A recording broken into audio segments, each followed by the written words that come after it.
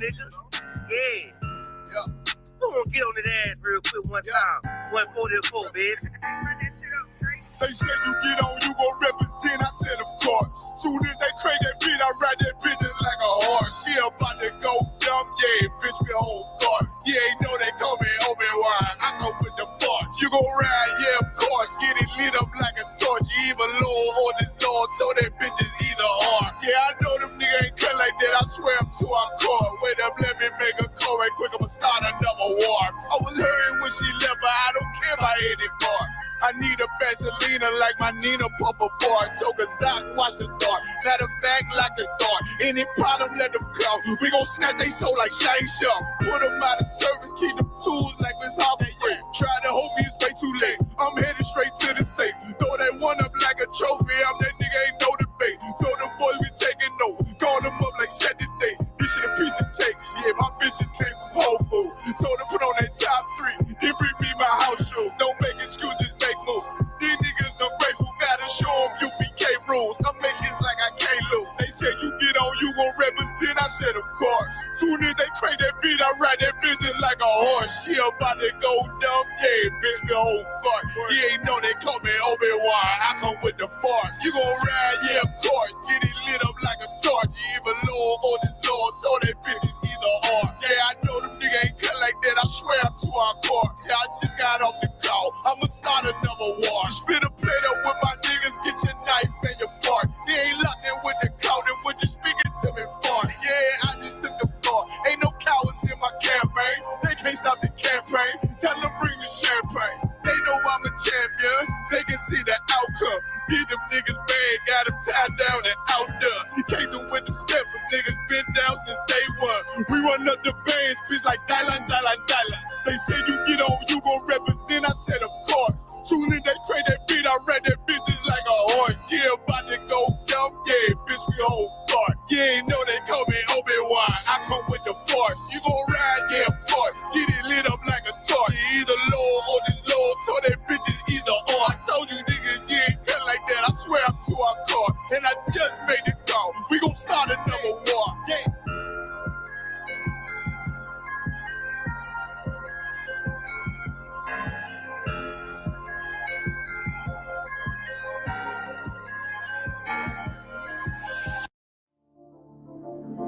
Buckroll.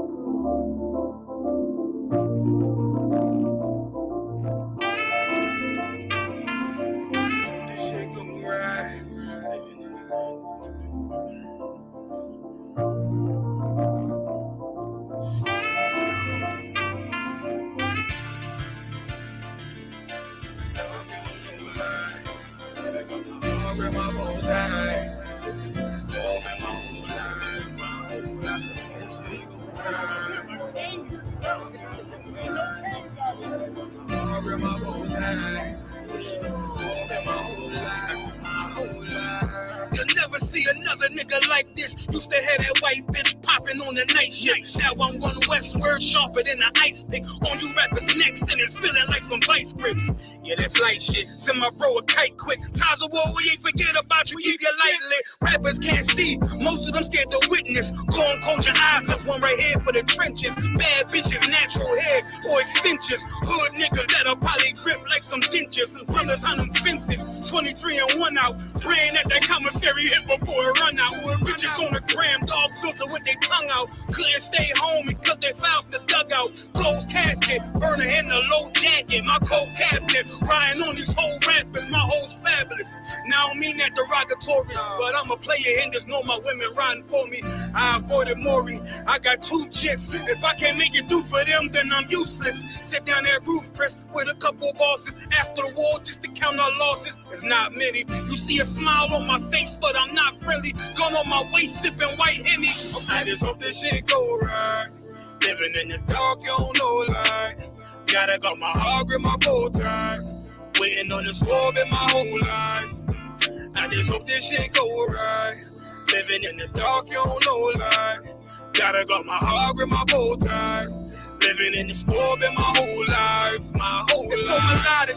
When I be dropping this ebonics, this ghetto phonics, it got me on the level supersonic. My bomb atomic, and you know where you can find me. Somewhere probably folding this paper origami. mommy. My name is pure as the Sani. My wave is like a tsunami. I went from 0 to 100, feeling like Ricky Bobby. I made a deal with the Reaper. Got a couple wives, they some keepers. Talk a lot of shit, but you can't walk a mile in my sneakers. Bitches go to Miami, come home with change features. Now she got a BBL, her ass fatter. Trying to show up all them niggas that laughed at her. Now when they see her, they only wanna fuck her. They just wanna touch her. They don't wanna cuff her. They just wanna come and kick it with her like a punter. Turned her to a runner, now it's all aboard the train. Fenty on her face, but it's not concealing the pain. It's a shame. That's why I'm in the hood like some rap snacks. I know niggas kill you and your mama for a scat pack. Dark tint, matte black, they do it for half that. Had you like 90s Missy in a fucking trash bag. I'm from Philly, we don't do bank accounts, just cash app. I spit a verse and I just watch the time slow. This that guy flow, this that shit that rappers die for. This that uncut Tahoe Wall straight from Pablo Escobar. I be at the bar like Moscato. They think it's effort, but no, this that black work. Make the countermeasures, take pleasures, making an op heard. Lighters in the sky, cause every verse is a concert. My mind work at speed y'all can't fathom. Listen to the words of a champion. It can't. The streets need another anthem. I just hope this shit go right. Living in the dark, you don't know like. Gotta got my heart with my bow tie. Waiting on the storm in my whole life. I just hope this shit go right. Living in the dark, you don't know life. Gotta got my heart with my bow tie. Living in the storm in my whole life. My whole life.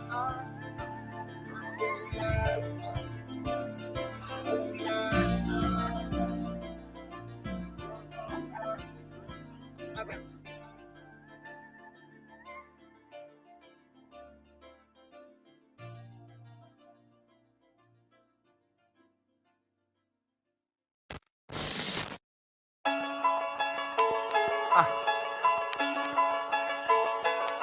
From Westworld.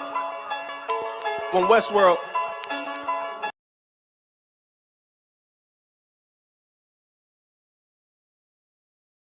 I had to pause it real quick. This is one of my favorite songs. For everyone watching, let it be known. This is some episodes in the 50s. Y'all rocking with us. Y'all should know what it is. Let's get it. Gon' be sure, tell them make sure. If not, we gon' make more. Clips say it hold 20, but I think it could take more. Grab a stick, fire on your camp, we gon' make s'mores. I ain't satisfied with my spot, then I'ma take yours. No matter how many roadblocks in my way, I'ma break forward. This path I'm on is so damn narrow, I just stay forward. Put them on my plate, I'm never full, I just ate more. Put them on my plate, I'm never full, give me 8 more. Nigga, I don't sugarcoat shit, bitch, I'm straightforward. Don't give a fuck if they don't let me in, I just break doors. Ballin' so hard, they asking what team that I play for. Skimmer who? They ain't stopped making guns when they made yours. Sick with it, feeling like I woke up with stage 4. They ain't want the piece loose, what they opened up the cage for. Endure the pain, been through hard times is what I'm made for. Paid my dues, never left a wage, I just rage roar. So many chains and gold teeth, it's the blood of a slave. Sit on a throne with a gold crown from the blood of a slave. This is our world, got it from the mud to the grave. Become a thing in the past, don't be a story in my page. Stood against all enemies. In high school, you was the man that's lost memory shit. Lost energy, never lost my energy. Never lose control, never losing, dog. I plan to keep you. Lose your mind where I'm from. I ain't talking from what you see. I never lost soul, losing time, wasting steady pacing. You off track, I'm on there.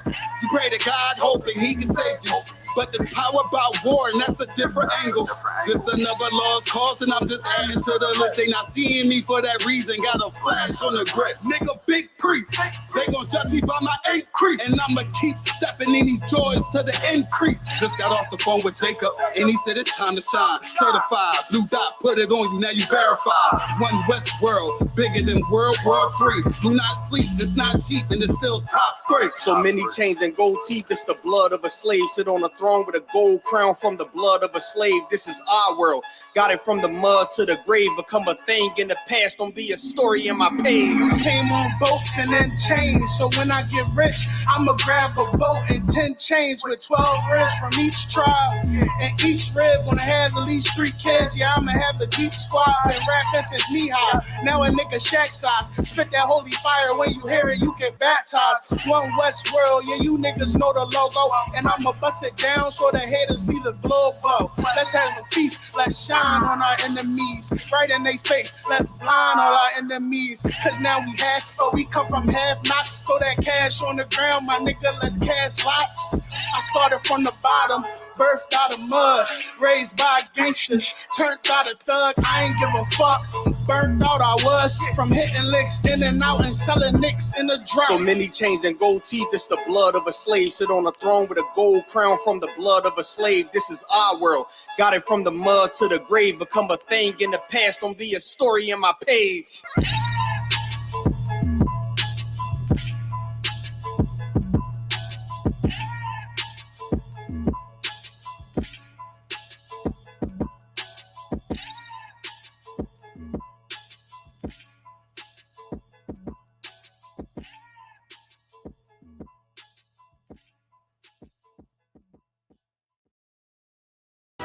All right, this is Rooted Speech, man. We got Captain Tower in the building.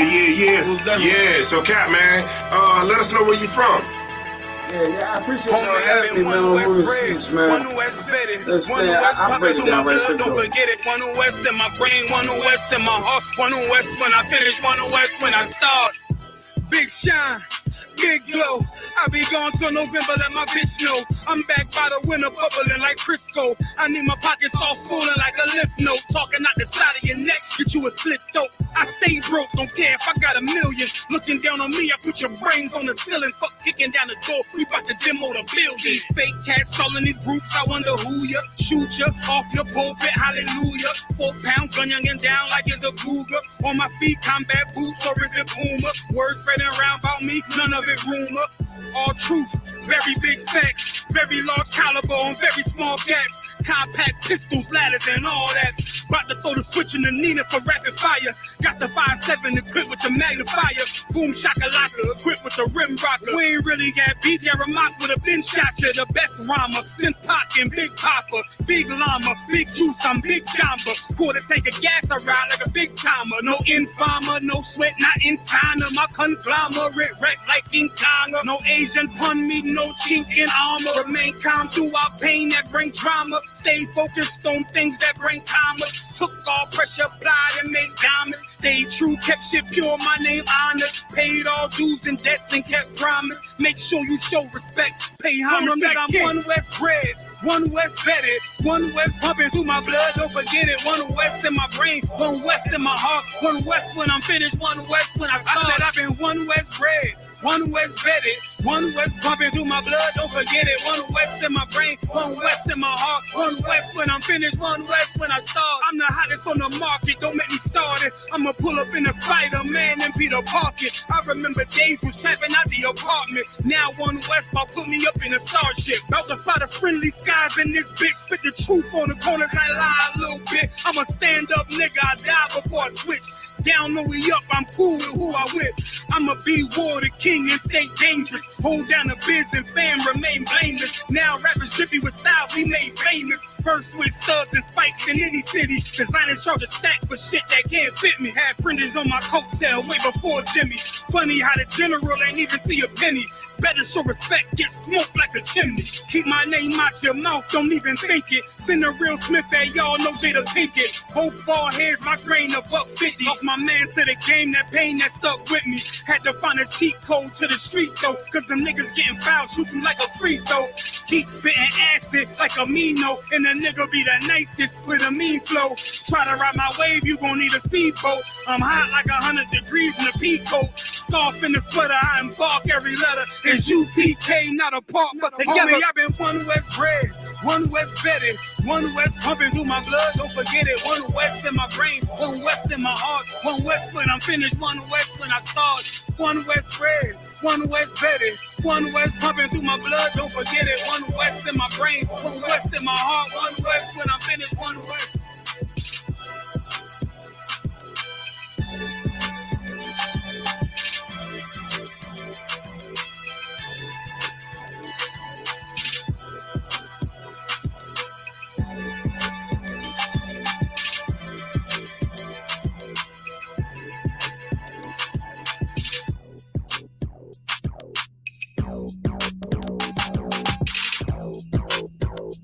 Sure.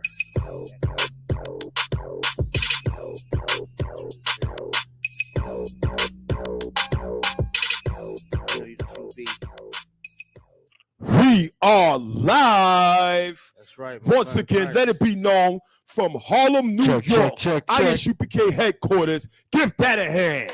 Woo! What's going on, everybody? What's going on? What's going on? This is Let It Be Known, episode 52, episode 53, one of those, right? It's in the 50s, in the mid-50s. We cracked the year. What's going on? Shalom for everyone rocking with us. Listen, the phone lines are open. Call us up with questions or comments. 917-779-9499. Again, the phone lines are open. If you got a question or a comment about whatever we want to talk, whatever we're talking about, call us up. The phone lines are open. 917-779-9499. Most time. Who we got here today? Man, we got the man of the hour. Oh, man. The priest, the big priest, the prince of the power. Who? Priest and officer Shalaya Allah. Give him a hand. Love that introduction. I'm like his Bruce Buffer. You know what I mean? Love that introduction, that man. We got my man A Greasy in the building. A Greasy, straight out the Tribe of Asher. Give him a hand. What's going on? Give him a hand. Put up two hands. Good night. Straight out of Yonkers, New York. The roughest, toughest Dundana. Straight out of Yonkers, New York. Officer Bratazar. Give him a hand. And of course, I am the mountain of the Most High Priest and Officer Harya Allah, straight out the Bronx, New York, and you can give me a hand. Give him a hand. Give him a hand. Give him a hand. We also got the big trooper from the Tribe of Levi in the building. Brooklyn. Trooper Bayanya Allah. Give him a hand. That's my man. Don't forget the young one. And then we got young man Jay in the building. Give him a hand. Man Jay, what up? Young man Jay in the house. Oh, man. Get him, Jay. What's going down, though? It's good to be back. Yeah, Yo, I know. First and foremost, shout out Two Sisters, Four Brothers. We had a good dope time there. Nice, relaxed yesterday. Absolutely. We got some interviews that are going to be coming out soon about what the people think about the beating and savage murder of a black man, Tyree Nichols, by those 5 police officers over there in Memphis. Right. So be on the lookout for that. We'll crosstalk on the crosswalk on Cross the Line Radio. Absolutely. But shout out Two Sisters, Four Brothers. Is always a good time over there. Have any of you guys seen Officer Yatazar? Officer Yatazar. Yeah, because last time I heard he's walking the Passover. Now that you mentioned it, I haven't seen him since that night he walked out and said he was walking to the Passover. I think I'm gonna start a documentary called "Where's Yatazar?" because I haven't seen him in a minute. Yeah, I know. It's been a while. I haven't seen him. I called the cell phone, but it was going straight to voicemail. That Roman signal, something. Yeah, I got to check on that man. Hope he's all right. You got to admire the Ottawa zeal. He's walking to the Passover. He's walking. He has an immense amount of zeal, and he should, because his 54th Passover is going to be off the chain. And you know what? Absolutely. Speaking about speaking about Officer Yatazar and the 54th annual Passover, it's only right that we let our viewers know what we're talking about. Some people might have no idea what we're talking about. Please enlighten them. So they need to know. They definitely need to know. Now that you mention it, this was the last time I saw Officer Yatazar. Officer sent me. Hey, Shalom, Haïti. Don't worry about this. Ça passe. C'est officier 5000 Yatazar, bon lawyer, avec officer Shagapon. Shalom. You going to the Passover? Hell yeah. Yeah, man. Are you going to the Passover? When them got no Passover.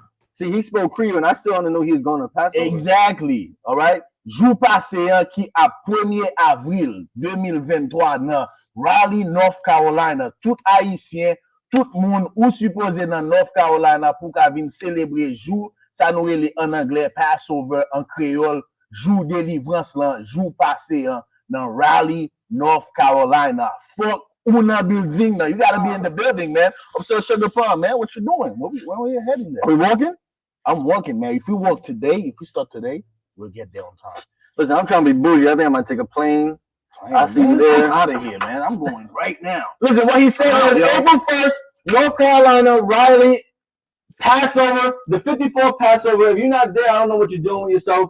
You're slacking. You gotta be there at the Lord's. You say you're catching the plane, right? I'm working, so I'm out. Raleigh, North Carolina. You can't wait. We're not gonna finish the Passover. We're not gonna finish the video. Let's go. What's the other? I gotta go. I'm going to the Passover. You catching a plane. I'm walking. You understand? I'm going. All right, listen. I'm Officer Shagapani. This is a promo for the Lord's 54th annual Passover down there in Raleigh, North Carolina. If you ain't walking off the Yatazar, then I guess I'll see you on the plane. Shalom. Shalom is And I think that was like one of the very last times we saw Officer Yatazar. Man, listen, I'm sure the Lord is with him. You know what I'm saying? I'm sure in his travels, you know what I mean? Me myself personally, you know what I'm saying? I'll probably be flying down or driving down there. I'm definitely going to drive, man. But just don't forget the Lord's 54th Passover in Raleigh, North Carolina, April 1st. It is going down. Absolutely. The slaughter of the land. Pick up the captain of Kai. Give him a hand. Please, most high in Christ. The all-black party. Big shout out to Captain Katazai. Give him a hand. Yeah, that's going down. I'll be a bartender for the evening. Okay, You know most high in Christ. So, just remember, I know you. I know you. Remember that. Listen, if he's gonna be the bartender, make sure y'all stay hydrated. You know what I'm saying? Stay hydrated. It's going down. It's definitely going down. We wearing linen, baby. Yeah, we're stay hydrated, y'all. Stay hydrated. But speaking of that, this was the last time we saw Officer Yatazar right here. This was the last time we saw him.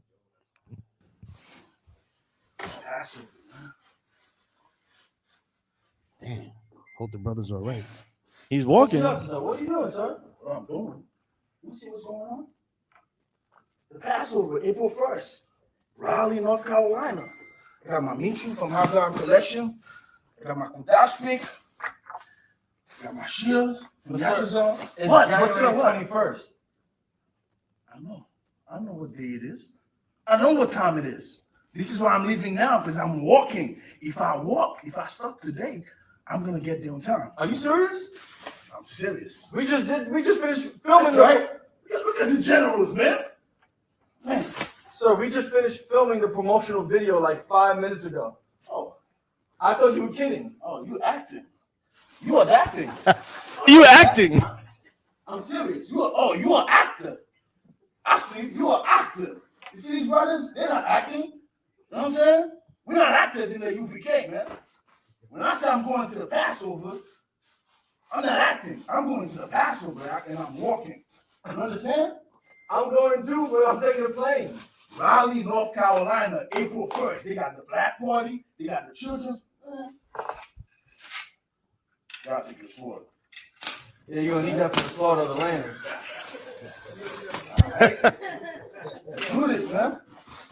You catch the plane. I'm walking. Swap. You for real? Salakyat. Salakyat. Raleigh, North Carolina, April 1st. Oh, the Yatazar. Let's do this. Yo, on my back. Get the door. I'm out. Officer Yatazar. Officer Yatazar. Passover. Officer Yatazar. South is this way. This way. Are you really walking? Went to the Passover, no Raleigh. You know what? At least you know your geography. Officer Yatazar, where are you going? Shalom, huh? Shalom, sir. Shalom, Israel. And when I mean Israel, I'm talking about the Black, Hispanic, and Native Indians. The Lord's 54th annual Most high in Christ. Most high in Christ. Man, give it up for Officer Yatazar, man.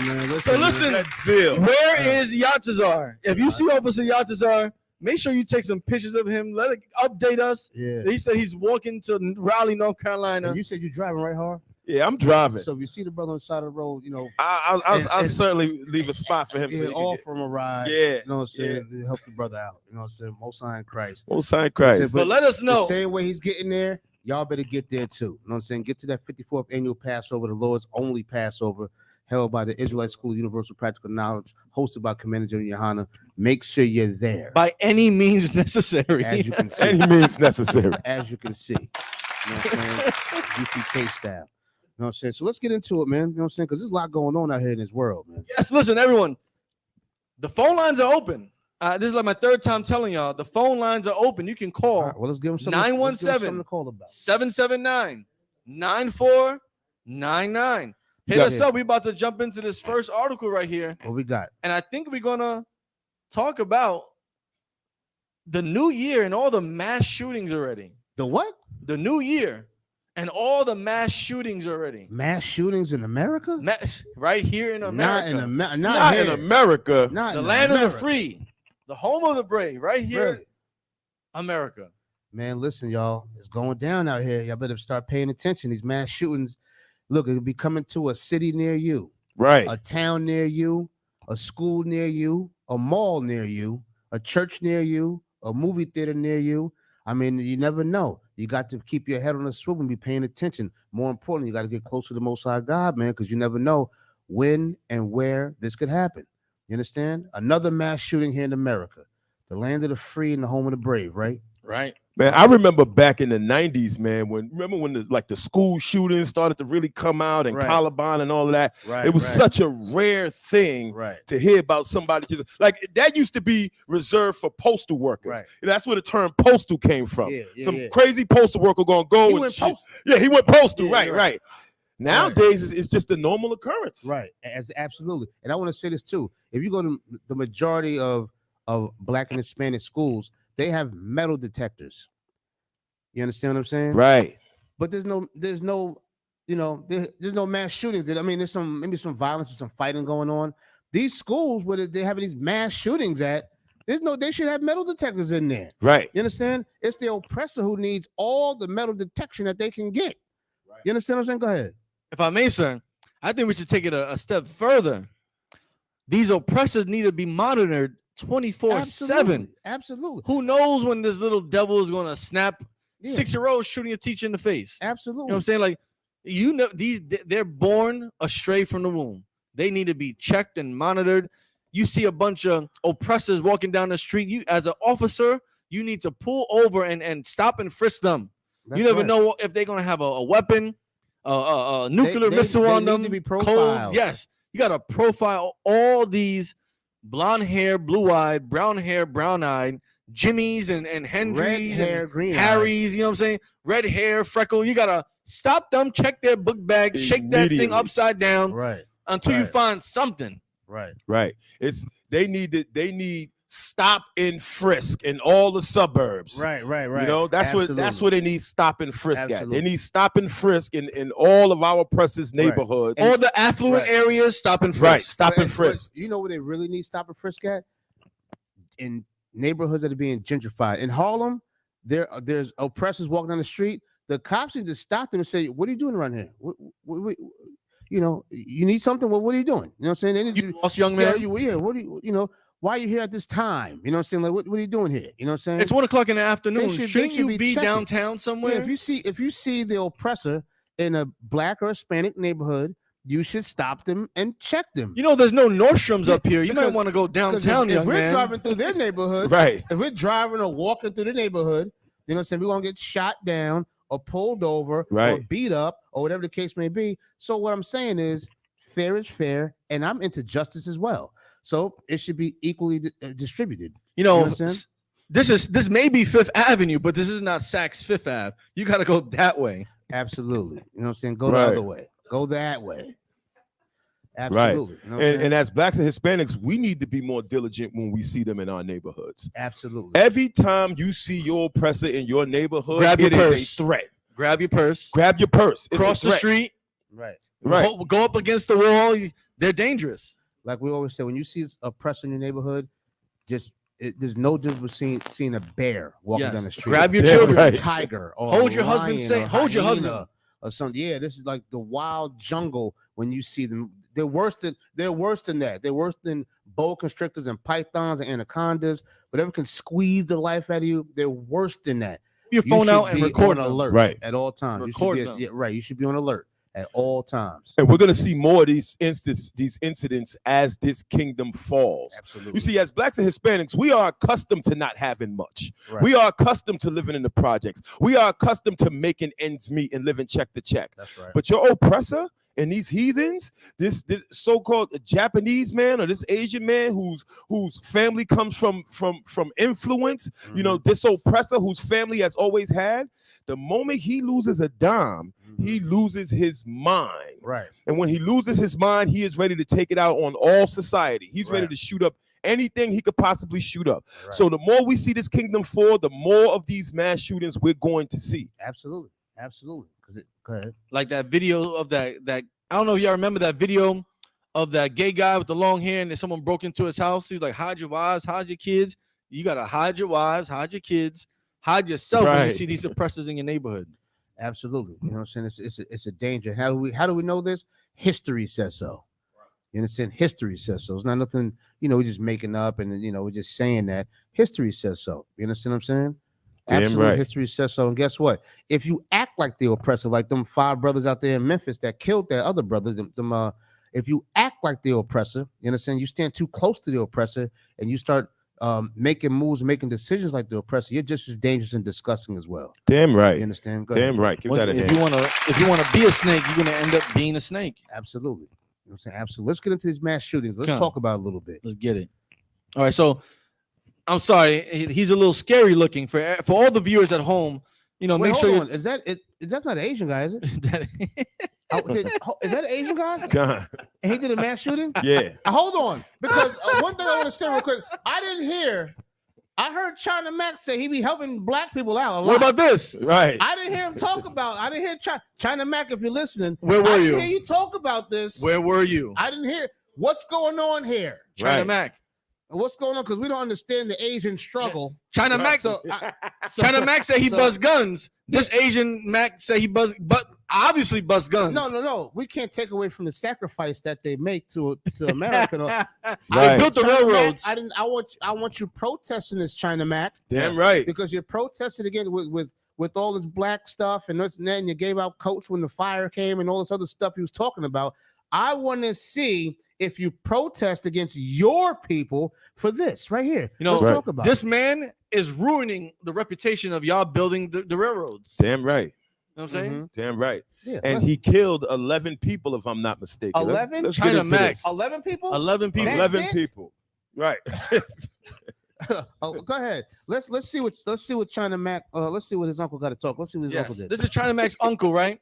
So this is the picture of China Mac's uncle here. Allegedly. Right. It hasn't been confirmed or denied yet. Right. We have to stop Asian hate. We gotta stop. We must stop Asian hate. Right. We can't Stop talk about Asian it. hate. Right. We gotta stop Asian hate. People, we can't talk about it. I got it. This right here is real Asian hate. If someone needs to call the police and tell them Let's Asians are committing hate. 3 weeks and 39 mass shootings. Like Childish Gambino said, this is America. Right. So in 3 weeks, there have been 39 mass shootings. Yes, in 2023. Please read it again from the top. 3 weeks and 39 mass shootings. This is America.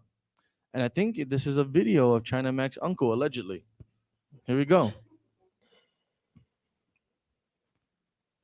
Yeah, let's get into this, please, because this is absolutely disgusting. This is absolutely Absolutely disgusting, man. You understand? This is and after they do this mass shooting and kill all these people, now we got to give them a piece of hip hop and a piece of our communities, as they make $20,000 a week selling fried chicken. We're talking about another shooting in California, this time in Half Moon Bay. What can you tell us? Wait. Did you hear what it was called? Half Moon Bay. Okay. China Mac, they're in your hometown, man. Talk to your people, man. Come on. So we know that it is one shooter who went to multiple locations. This happened at around 2:22 local time this afternoon. And we were told that the suspect went to the first location and shot 5 people, 4 of them killed at that location, 1 of them critically injured. Then he went to another location about a mile apart and he killed another 3 people. Now, we have been told that this was a mushroom farm. Authorities are calling it a nursery.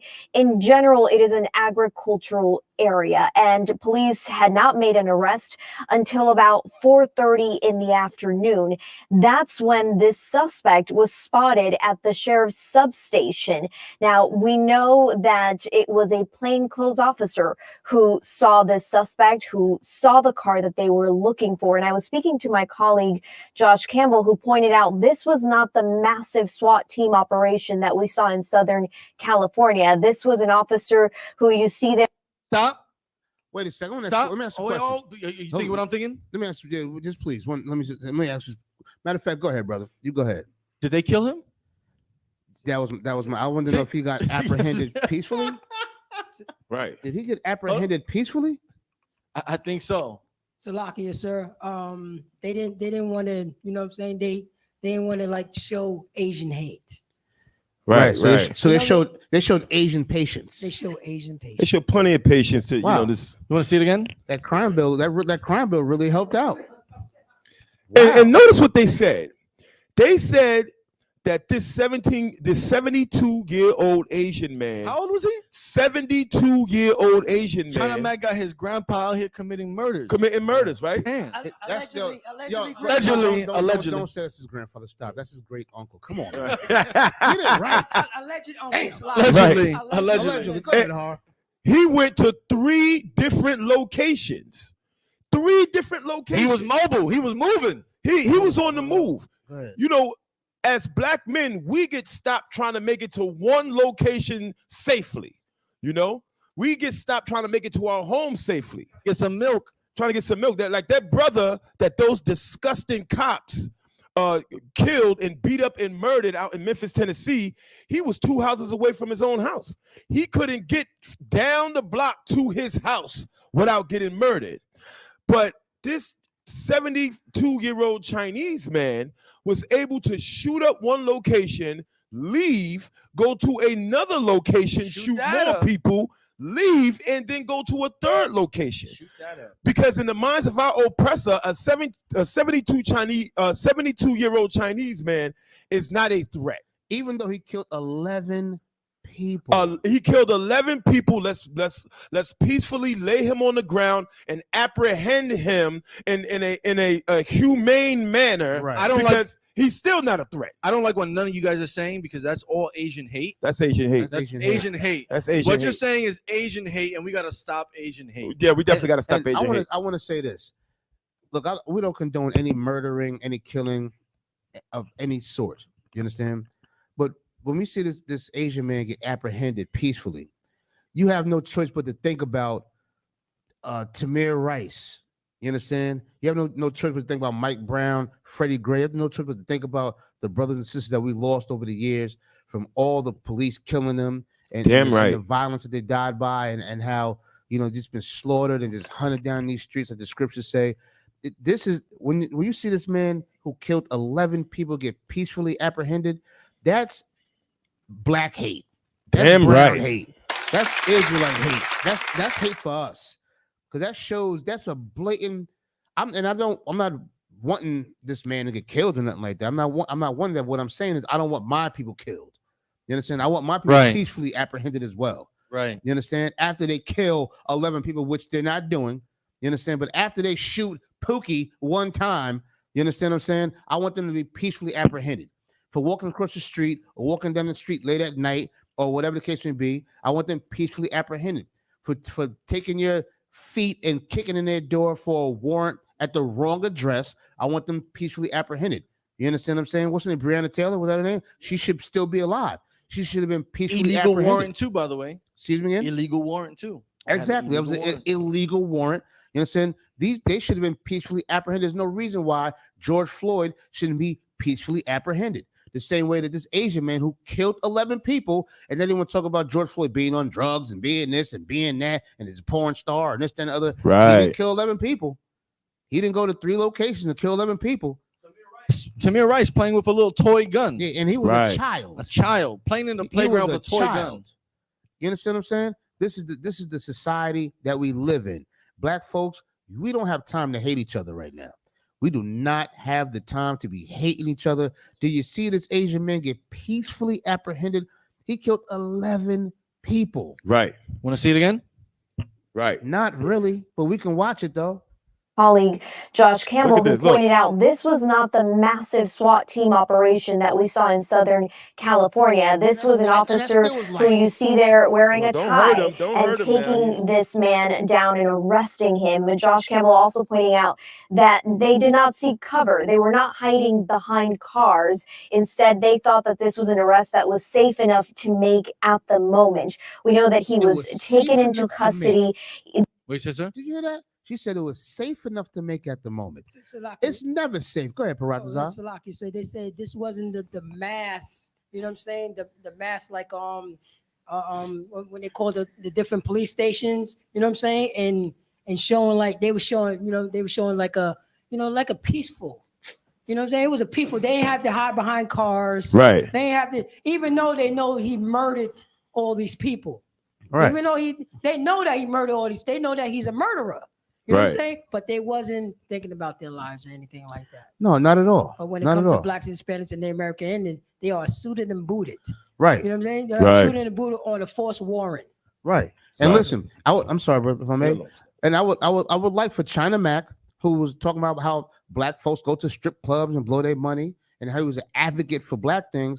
I would like him to stand up against his people and denounce this garbage right here. He should step up and make a press he should bring a press conference out and say, where's his this protest? is disgusting. Yeah. And I don't represent this side of Asia. Whatever he's going to say, he should denounce this.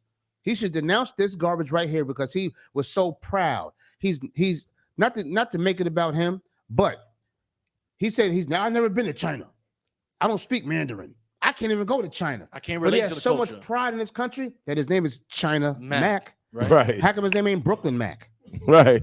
Or Mac? How come it's not that? He made sure to put China in there. Damn right. Even though he can't go there, even though he's never been there. You understand what I'm He saying? don't speak the language. He don't speak the language. He don't speak now They one don't like Asian me, language. But he made his name China Mac. Well, listen, China Mac, I want you to speak against this Asian that blew 11 lives away and took them away from their families. Speak about it. But we can't just call him out, sir. Where's Kamala Harris? Isn't she the first Asian Pacific Islander to be a woman vice? Where's Kamala Harris? Right. I haven't seen her since she got in there. Where is she? Yeah, but I want to know. Yeah, exactly. Where is she at? You know what I'm saying? That's cool. But specifically with this guy, because he had a lot to say. You know what I'm saying? He had a lot to say. You understand? So he needs it. This is something he should speak out against. Right. Right. He should speak out against something like that. Not to make it about him, but this is what they think about us. You understand what I'm saying? Right. Sidebar real quick. Shalom, Officer Karaya Allah. What's going on? We got Officer Karaya in the building. Give him a hand. Shalom, Lord in Christ. What's going on? Cheesing real hard. What's going on, sir? I'm cheesing hard because I'm seeing my brothers right now, man. Most High Christ. I'm here on Let It Be Known with my brothers, man. Damn What's right. going on, Akim? Not much. So we talking about the mass shootings that have been going on since the beginning of the new year. Specifically, this one about this Asian guy who murdered 11 people in 3 different locations and then was peacefully arrested by, of course, the police. Wait, hold up. They didn't give him a Big Mac meal? Nope.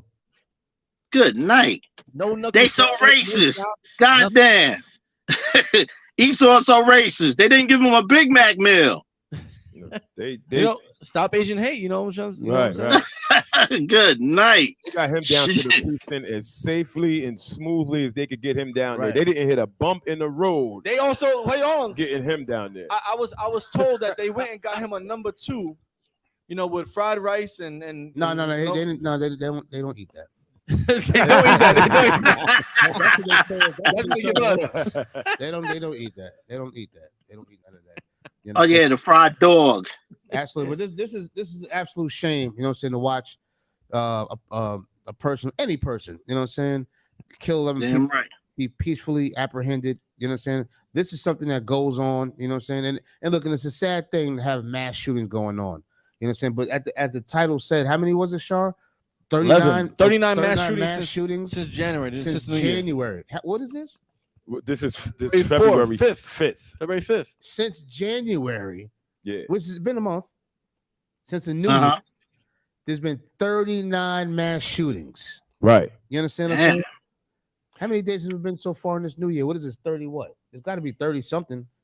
This is 35? So far, it's been 36 days since the new year. So that means they're shooting every single day. Well, that report was made last week, so it was 3 weeks into the new year, and we already had 39 mass shootings. And so, I mean, and so, like I mentioned before, what these mass shootings are is a symptom of a sick society that is falling. Right. It's a symptom of a sick society. Babylon is falling. Absolutely. Babylon is falling. And because Babylon is fallen, the people who have partaken in this disgusting society, they're fallen as well. They're fallen mentally. They're fallen into degradation, and they are going out and shooting people in mass. Right. And you see it happening more and more every single year. It's a symptom of this sick society. Actually, I want to get a scripture on that, if I could. Salaki, you know, pull the scripture, and while we get into scripture, someone in the comments who's watching the show, the water to everyone in the chat right now. We got 85 live viewers. Share this so we can get over 100. We need everyone to be on this and participating and commenting. Don't forget the phone lines is open 917-779-9499. One of the viewers commented that him and his brothers got pulled out at gunpoint for a seatbelt, but this guy can hide behind cars and shoot 11 people and get taken down peacefully and arrested and alive. Isn't that something? Crazy. Isn't that something? Yeah. RJ 420. What tribe are you, brother? Just out of sister. I'm not sure what it is. You know what I'm saying? What tribe are you? You know what I'm saying? Because just want to prove my point. You know what I'm saying? Or prove the point that we are hated out here in society. We are a nation that's not desired. You understand? And that's right. Because if you can shoot 11 people and just peacefully be apprehended, you know what I'm saying? Peacefully apprehended. They gently placed him to the ground. That was no body slam. They gently placed him. If you look, nothing's happening to him. Then his knee is not really on him. He just patting him down right there. Can they see that image? Yes, they can. Can they see that image? Yes, they can. That knee was on George Floyd's neck not too long ago. Right. And look. And George Floyd ain't killed nobody. Ain't killed nobody. Right. Killed nobody. What was that? 8 minutes and 36 seconds. Yeah. Now hold on. Let's count this. And that's on his rear end. That's on his rear end. Bring it back. That's on his rear end. That's not on his neck and none. That's on his rear end. He's gone. He's gone. The knee's gone. You understand? Look, see you. No knee right here. No knee. That's it. He's done. Nothing. He's patting him down. Look how he's rolled over. Yeah, you know what I'm saying? He should be flat on his belly, right? Yes. That's why Tyree Nichols is dead, because he wouldn't get flat on his Look, belly. they turned him softly. Look, he wouldn't get flat They turned on him his belly. softly. There you go. He put his There knee you on go. his There's buttocks. the knee. You know what I'm saying? Like on his lower back. Right. You Look at him. understand? Look how nice. Where's the aggression? Look how He nice murdered they're treating him. He murdered 11 people. Where's the aggression? We'll say, well, he's 72. What about the lady in the Bronx that they kicked in the door and Yeah. shot her with a shotgun? And Yeah. she was in her 70s, wasn't she? Yes. She was in her 70s. She didn't kill nobody. Look, he's moving around. Look, What about look, he's resisting. Stop resisting. Yeah, he would have got beaten. Stop resisting. If that was us, they should have stomped him out. They would have stopped. They They would have stopped one of us out. Right? Believe that. And meanwhile, the brother or sister that's on the chat, they got pulled at a gunpoint. Right, for a seatbelt. Yeah. Seatbelt? They could have lost their life for a seatbelt. You understand what I'm saying? This is the society that we live in. You understand? Right. So-called Blacks, Hispanics, Native Americans, we don't have time to hate each other. Right. We better look at what's really going on out here. We have a common enemy. Damn You right. understand? And they're making it obvious.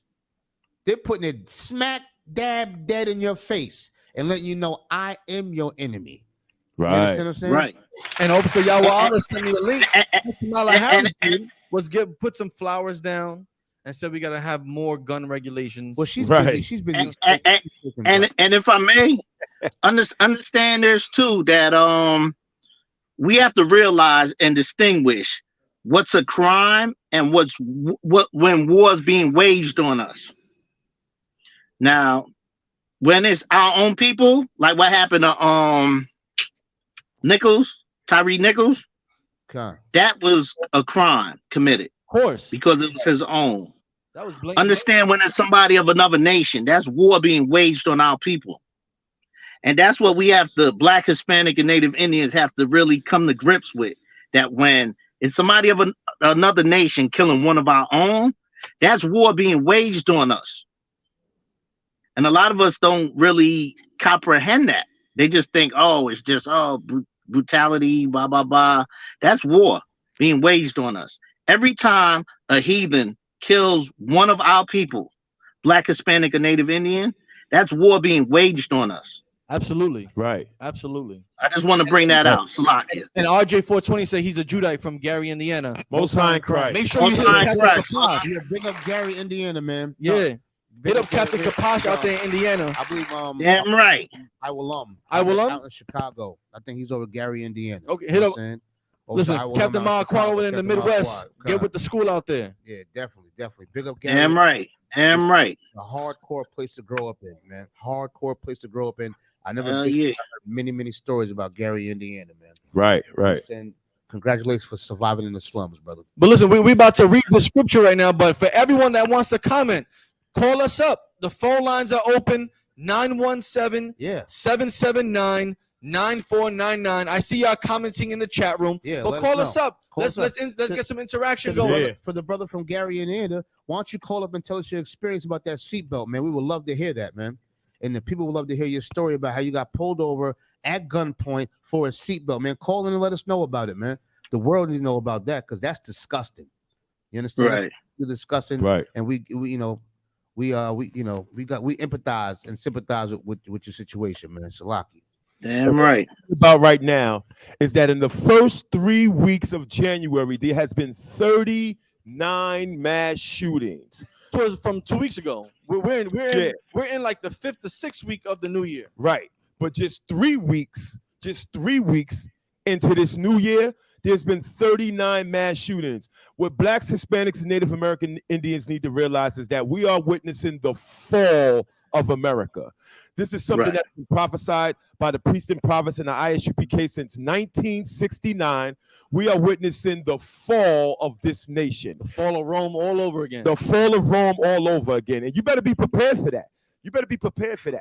And what we teach our people, we're gonna go ahead and get into the scripture. What we teach our people is what the scriptures say about this disgusting place we call America. Read what you got, sir. Revelation chapter 18, verse 4. And I heard another voice from heaven saying, "Come out of her." Saying what? Come out of her. Saying what? Come out of her. We got to come out of her. Wait, hold on. But who is it speaking to? This is speaking to the children of Israel. This is speaking to Blacks, Hispanics, and Native American Indians. And when the scripture says come out of her, the scripture is talking about coming out of Babylon. Right. All the Black and Hispanic people that join law enforcement? Right. You mean all the people that are out here selling drugs and using drugs? Right. You mean everyone that's committing all types of crimes in America that are Black, Hispanic, and Native American? Damn right. We talking about those 5 black cops who beat that brother to death, which Officer Karaya Allah said was definitely a crime. Brother against brother, a crime. What did the scripture say? Come out of her. We got to come out of this disgusting land. And I'm not talking about going over to Des Moines with them fake Israelites. Right. I'm talking about you have to mentally and spiritually get out of this disgusting place or you are going to fall with this disgusting place. How can they do that? Stop celebrating Christmas. Damn right. Stop Thanksgiving. Damn right. Stop voting. What else? Stop celebrating bunny rabbits laying eggs out of their rectums. Now I want to know something. Now, this is the $1 million question.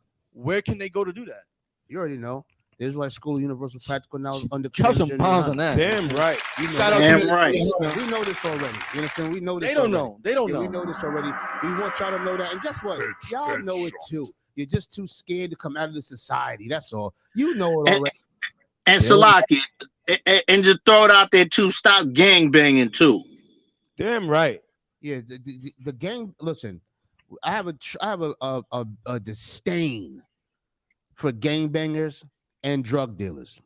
I have a disdain since I came to this truth. I realized how disgusting and filthy they are. They try to say they're about the community and this, that, and the other. I hear you. You understand what I'm saying? Now, one blood do anything for the community. I hear you. I haven't seen not one Crip do anything positive to build up the community. I understand. No Latin King, no Trinitarios, no MS30. I have not seen not one thing that they have done positively to fix, rebuild, heal, and give back to the community that they destroy. Not one thing. And you want to know something? If they did, or if they were for the community, then our oppressor would not continuously use them and put them in the forefront as heroes in your community. You can't. Our oppressor has used rap music to make all the drug dealers and gangbangers celebrities. So these are the people that our children have to look up to. Our children have to look up to people who randomly go out and murder their own brothers, whether it's selling them drugs or whether it's physically going out and shooting them.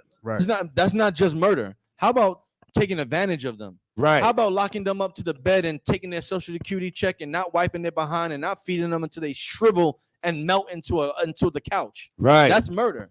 Absolutely. Absolutely. If you are part of society at all, you are participating in the murder of your own people. Even if you participate with the society in any faction, you know what I'm saying? You are participating in the murder of your own people. You understand? Let's got some more. Let me just wrap this scripture up.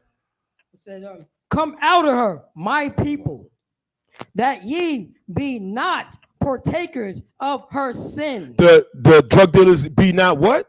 Partakers of her sins. And them gangbangers? Partakers of her sins. And those 5 cops that killed that brother out in Memphis? Partakers of her sins. This is why we need the Israelite School of Universal and Practical Knowledge and the Commanding General Yohana. Because you need to learn how to come out of this disgusting place and be not partakers in the sins of this disgusting place. And that's heavy. That part where it says the sin, because Moses put to death some Egyptian that was hurting and trying to kill his brother. Right. But Moses stopped his 2 brothers from trying to kill each other. And Right. this is a great lesson to learn, that we need to love each other. We need to do unto each other how we want done to ourselves. And this sin that those 5 black cops did, this sin, they're gonna have to pay for that. Damn They're right. gonna have to pay for that. Yeah. Damn right they're gonna have to pay for that. They are, because guess what? As them black cops did not have mercy on their brother, guess what? Those oppressors had a lot of mercy on that Asian man. Damn right. And they're not even of the same nation. They just know that they're not you. It's so funny that we're talking about this, because the interview we did yesterday, when we interviewed the brother out there in 2 Sisters, 4 Brothers, he said, hell no white cops would have done that. He said, hell no black cops would have done that to no white man. They would have never treated a white man like they treated that brother right there. Right. Yeah, and that's a fact. And he knows that. Officer Karab got some good information that we was talking to him earlier about there's an oath that the slave catchers used to take. You know what I'm saying? And that same oath is very familiar to the police oath that they take. You understand what I'm saying?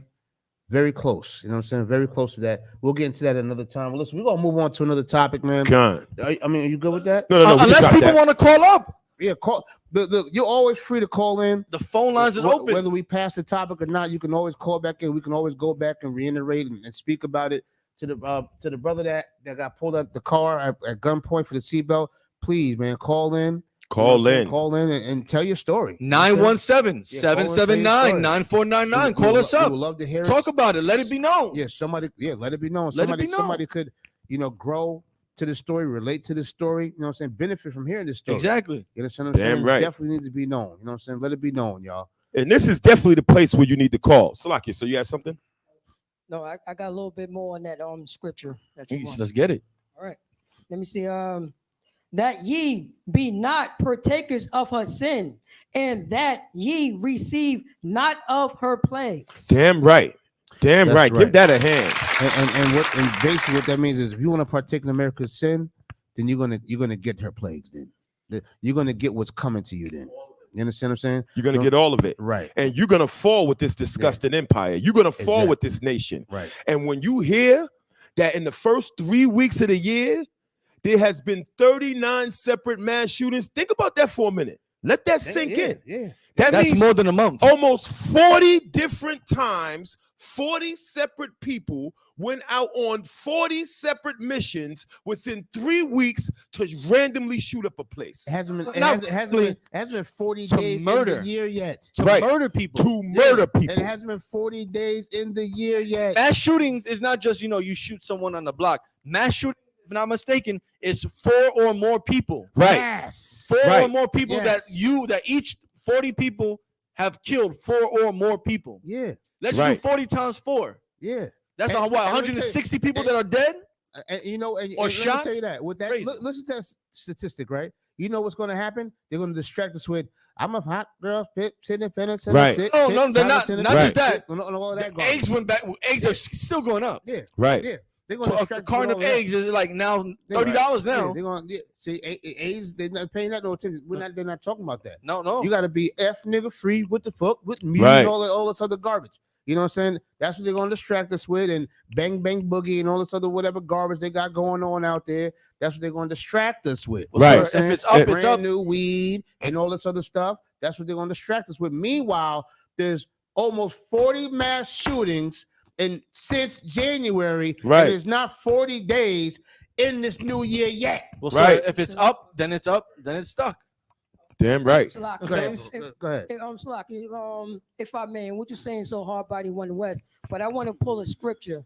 I want to pull this last scripture, Slack. Yeah, I have to pull the scripture right here because you're talking about the mass shooting in this filthy kingdom, underneath this oppressor. You know what I'm saying? Underneath this snow roach. You know what I'm saying? Floppy hat wearers. You understand? Shaved monkeys.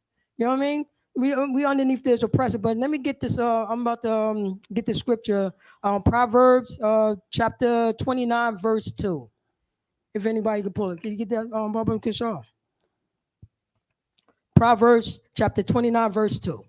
Because blacks, Hispanics, and Native American Indians, we are the chosen people of God.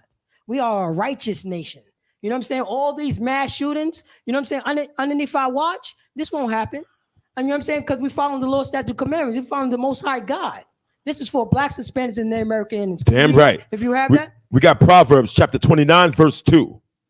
When the righteous are in authority. Say that again. When the righteous are in authority. Oh, the righteous is the blacks, Hispanics, and Native American Indians who follow the Lord's statute commandments. Read on. The people rejoice. The people do what? The people rejoice. Wait, no. It would be like 40 mass shootings. Read on. The people rejoice. Oh, no, it would be 40 mass shootings in this filthy kingdom that we call America. Read on. But when the wicked beareth rule. Well, say that again. When the wicked beareth rule. Oh, this is that filthy kingdom. The wicked. This is a wicked nation. 40 mass shootings. Read on. The people mourn. The people do what? The people mourn. Oh man, that's how many people that got killed? How many people got killed? 39 people in 3 weeks. 39 separate incidences. Right. So we have all these families right now mourning. Right. You know what I'm saying? This is what this kingdom promote. Wickedness. You know what I'm saying? Wickedness. But underneath the, you know what I'm saying? Underneath the blacks, Hispanics, and Native American Indians, who are the 12 tribes of Israel, who are righteous, who will follow the Lord's statute commandments, the people will rejoice. Those families will not be crying right now. Damn right. Give him a hand.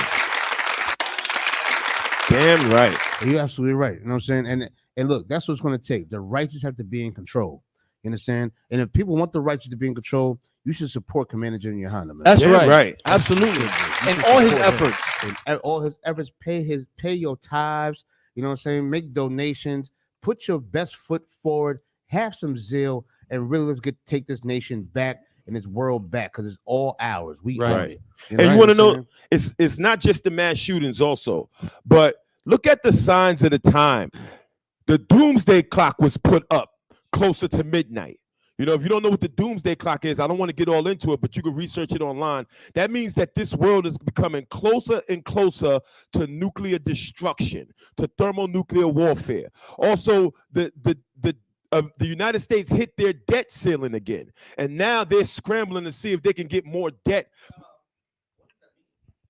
Right. So ultimately, what that means is that this country is so in debt that we have established lines of credit with different nations all over the world. Well, guess what? We've reached our limit. You ever had a credit card? They give you a $500 limit, right? And you done spent $499.83. That's where the United States is right now. And stop talking about me. Telling all my business. Yeah. We were brothers. Yeah, that's where the United States is right now. The United States is going broke. The world is coming closer to World War III. There's 72-year-old Asians running around shooting up the goddamn place. Come out of her, black man, Hispanic man, Native Indian man, or else you're gonna fall with Babylon. That's right. You're gonna fall with this disgusting empire. That's right. And we should come out of them. And guess what else? Don't let them cling on to us either. Right. Keep our culture. Let them keep theirs. You know, damn right. We'll see which one is dominant at the end of the day. You understand? What we got next is Charlotte. Let's move on. What we got? You know, one of the top 5 things I love to talk about We already talked about the police. We already talked about them. That's my number one. Let's be careful. Number now. one. Let's be careful. We're going to talk about the so-called Jew. And I want everyone to know that everything we've been saying about them is absolutely true. I don't even like to say so-called Jew. We can go just talk about the Ish people, the Ish. The Ish, okay. Yeah, the Ish Listen, people. the spiral hair, top hat wearing people came out on the news recently about there was a jungle cult. What is that? Excuse me? A jungle cult. A jungle cult. Yes, a cult out in the country, a jungle cult. No, not a cult out in the country. A cult in the jungle. In the jungle. With rainforests and little cookies. Like I'm talking about right in the jungle. Right. Now, this is Want to know? You mean out there? Oh. All right, let's see what we got on this. Trying to dodge them poison dart frogs. You know what I'm saying? Like, here we go. Oh boy. Oh man. This is one of the whistleblowers from Listen, this. hold on. Listen, y'all. Can they see this? Yes, of course. Listen, Yes, they y'all. see it. Look They close. see it. Look close. Hold on. Look I thought close. that was Joe Biden. Hold on a second. Look close. That's the chosen people of God, y'all. That's the chosen people of God. Look at them. Take a good look at it. Let me ask you a question. Now, after seeing that picture, let me ask you a question. Do you really believe that? There's 98 people watching live. really Put believe a 1 in the chat if you believe that this is the face of the children of God. That's the chosen people of God, according to them. Put a 2 if you disagree. Do you believe that? Hold on a second, P. They said that they are the chosen people of God. I want you to get a good, strong look at this mugshot and tell me if that is the chosen people of God. Put a 1 in the chat if you think this is the children of God, or put a 2 if you disagree. They above you. Hold on, Pete. They above you, black man. They above you, Hispanic man. They above you and better than you. Right. More athletic than you. More Right. spiritual than you. They cook better than you. They look better than you. They act better than you. They're above you. You are below their feet. This is what they say. That's you what take they a good say. look at this mugshot and you tell me if this is the face of God. You tell me that, please. Right. Go ahead, Faraz. So what you saying is so hard body one West. You try to tell me this is the salt of the earth? Is this the salt? Stop it. I'm talking to wait. Stop hold on. it. Salaki, sir, Stop if I it. may. Salaki, sir, if I may. Hey, is this the salt of the earth? No, Salaki, sir, if I may. And I'm talking to brothers and sisters that's on the block. Right. I'm talking to block people. Right. You really think these is the people? You know what I'm saying? The salt of the earth, the flavor. This is people that would massive a flavor. This is flavor. This is not flavor. This is unseasoned. No. That is that's an uncooked turkey. This is somebody who did not cook the chicken thoroughly, and you end up getting stomach virus. That's bland. Right. Yeah. Hold on. I don't see no ones.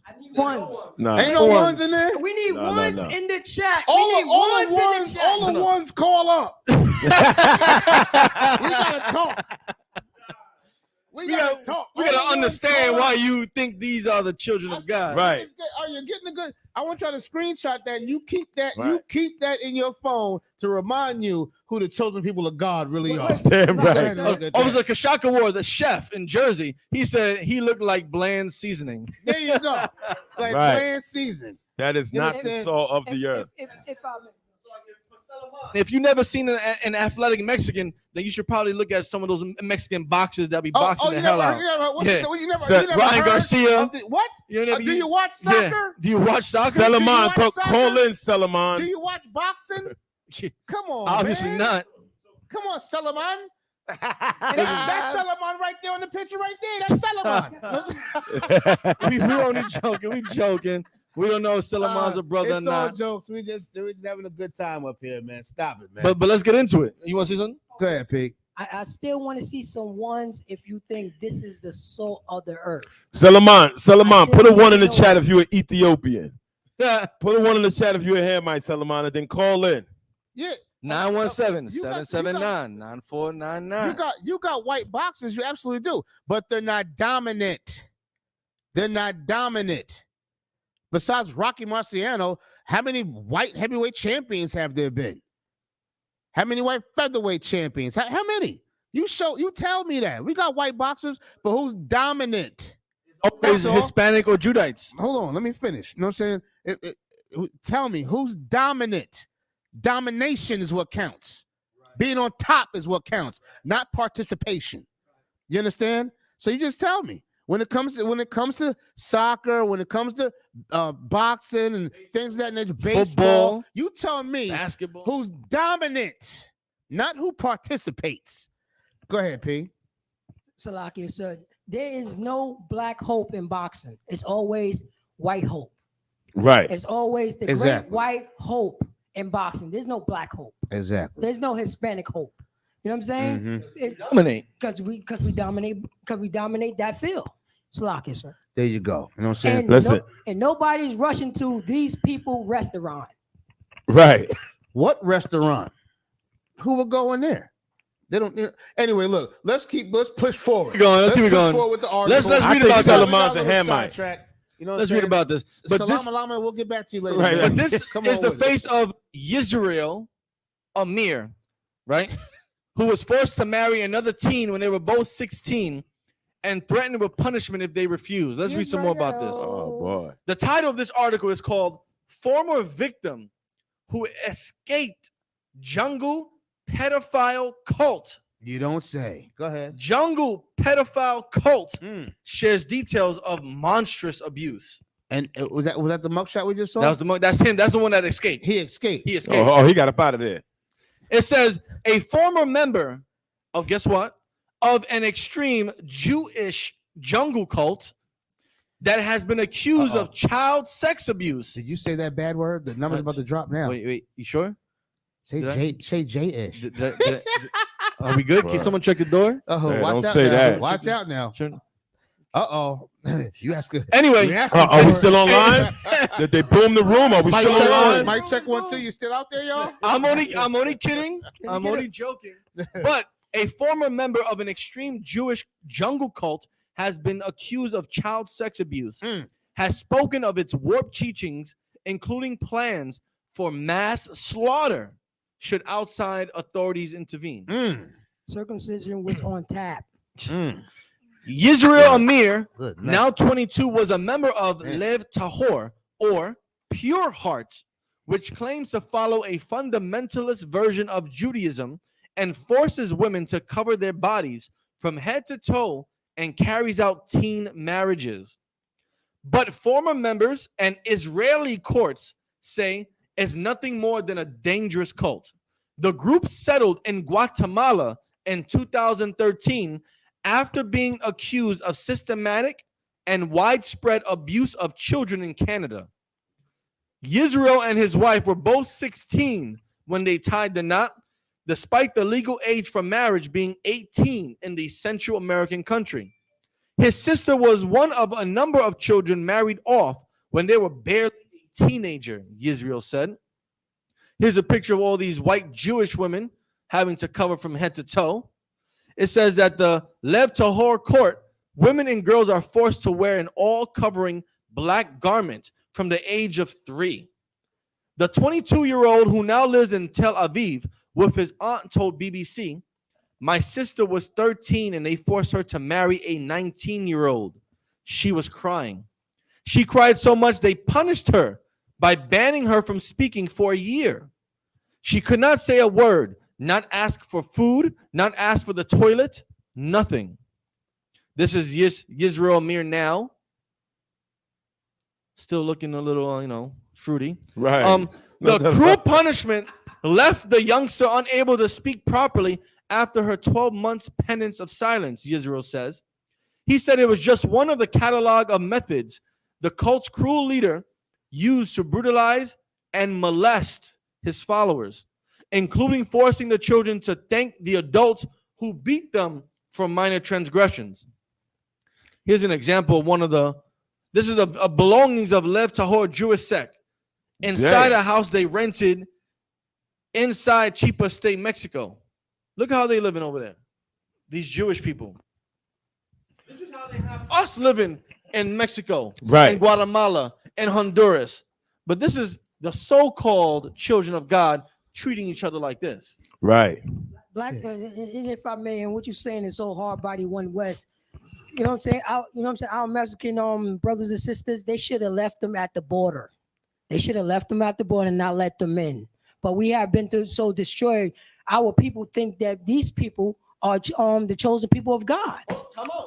This man right here paints himself as a Messiah-like figure. This is Rabbi Shlomo Hebron. This is the Messiah. Oh, that's the Messiah. That's the Messiah. Oh, man. You don't say. Good night. That's the Messiah. And, sir. And that's obviously his lawyer there with the briefcase. Right? Let me tell you something, man. This, you know, I pray that there are no blacks or Hispanics in this quote unquote jungle cult. Because when we go back in history and we look at the history of cults, it's always some disgusting oppressor that somehow convinces a whole group of people that he's the Messiah and they need to move off to some jungle. And the next thing you know, it's a tragic incident. We've seen that happen with Jim Jones. We've seen that happen with David Koresh. And we've seen that happen with those nuts that all committed suicide. They said that they said that the comet that was coming was out in South America, Jim Jones. No, not Jim Jones. There was another call. I believe there was a. No, it wasn't Elam. They said that Halley's Comet was coming, and they said it was a spaceship. They was going to go get over. They all ended up killing themselves. But the one ongoing theme that we seem to see with all of these different cults is that there's always brothers in there. There's always like 2 or 3 black men or women. Like when you look at that David Koresh incident that happened in Waco, Texas, there was like a dozen black people in there. People who done listened to this disgusting oppressor and have somehow convinced themselves, Barakatah Yahweh Shah for the ISUPK and the Commander General Yohana. Because let me tell you something. You can't never tell us that a white man is Christ. That's just not going to happen. We are in the business of destroying that image in our people's minds. So even if you are the dumbest among us, one thing you won't fall for is some white man telling you that he's the Messiah, and then you're going to go follow him off into the jungle and drink the Kool-Aid. That's not happening in here. So, I mean, not at all. You know, these disgusting devils can go out to the jungle and do whatever they want to do. You know, that's their business, and it's disgusting what they're doing. I just hope none of our people are involved in that madness. And that's to add to your point from earlier. That's why we need to separate from the society. You understand? Right. It's not physically. We need to run to another country and run to another land. We need to separate mentally, spiritually, and emotionally from this society. That's the only way we're going to survive. Absolutely. Right. All so-called blacks, so-called Hispanics, so-called Native Americans, we all come from one person. We may look different, we may have different skin complexions, because the scriptures say we're supposed to be like a speckled bird. You know what I'm saying? We all need to come back to following the law, statute, and commandments of God. Damn all right. Big shout out to Princess Amanya. And Salaman, you still haven't said whether you was a heathen or not. What we're gonna do is this: we're gonna leave them alone. But Salaman, please keep commenting. We really like to read your comments. Right. Just please keep commenting. Salman, I want you to answer this question because your name sounds Ethiopian. Just let me know whether or not you are African. Very disgusting sounding. Just put it in the chat if you're African. A big shout out to Princess Amanya. The name of that cult is the Heaven's Gate cult. The Heaven's Gate cult. They thought they were Star Trek. They all laid down in the bed and killed themselves. And, you know, Lord be with them. But I mean, they was the Beam Me Up Scotty squad. You know, and you want to know what's crazy? There was this, if you ever watched the original Star Trek, I'm old, so you know I know about the original Star Trek, Captain Kirk. So, Salaki, we do not talk about ages here. Oh no, listen, I'm only 19. You know what I'm saying? Like, if you ever watched the original Star Trek, there was a sister on there. Well, what was her name? Aurora or something like that? Yeah, Aurora. There was a sister on there. She's a bad sister. In fact, just a little sidebar, that particular sister kissed Captain Kirk in an episode of Star Trek. That was the first interracial kiss on TV. It's disgusting. Now you see all types of men kissing men, women kissing men. But anyway, her brother, a black man, was in that Heaven's Gate cult and killed himself with the Heaven's Gate cult. You know, so I just really hope none of our people was involved in this Jewish jungle set. Right. You know, out there, you know, yeah, that's disgusting. Forced marriages and all that disgusting stuff. Let them do that. That's Right. one thing that a precinct officer Paratas always says. Give him a hand. He always says that in his camp speakers. He said, "Let them do it." yeah, let them do That's that. their disgusting Let them do culture. that. I want to say something real quick. Because you say our people, when our people, we talk about the so-called Black, Latino, and Native American people. You understand? Morenos, Latinos, and Indio nativos. I see somebody make a comment about straight hair and woolly hair. Let me hold. Please, brother. I got it. You know what I'm saying? If I may, real quick. You know what I'm saying?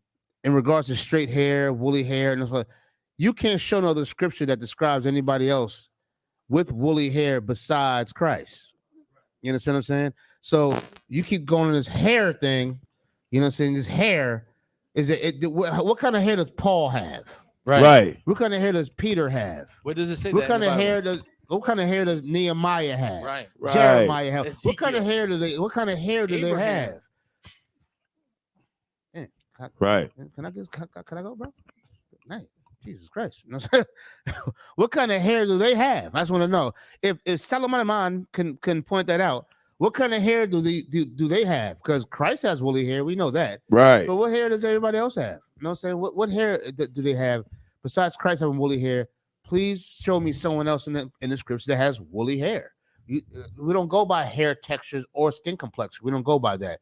You understand? So Solomon Iman, shut up. Just shut up. We're keeping you on there so you can get the algorithms going because you keep on talking.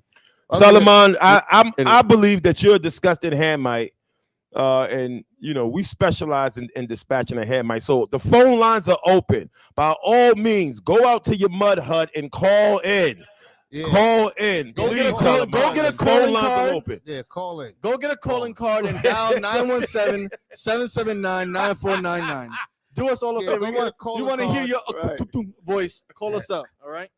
And for who's the other one? I don't know for, what it is. For Salome Vega, I want you to know that los negros y los hispanos y indio nativos son de la misma sangre, un sangre. There you go. I hope you understood that. You understand what I'm saying? Because we're doing the multi-languages. Matter of fact, during the break, we're gonna take a little break soon. You know what I'm saying? I want you to pull up. I want you to play the video with no. Pratas not doing the joint. Yeah, Most High in Christ. Damn, you can't. I'm giving signals. You was like this. I'm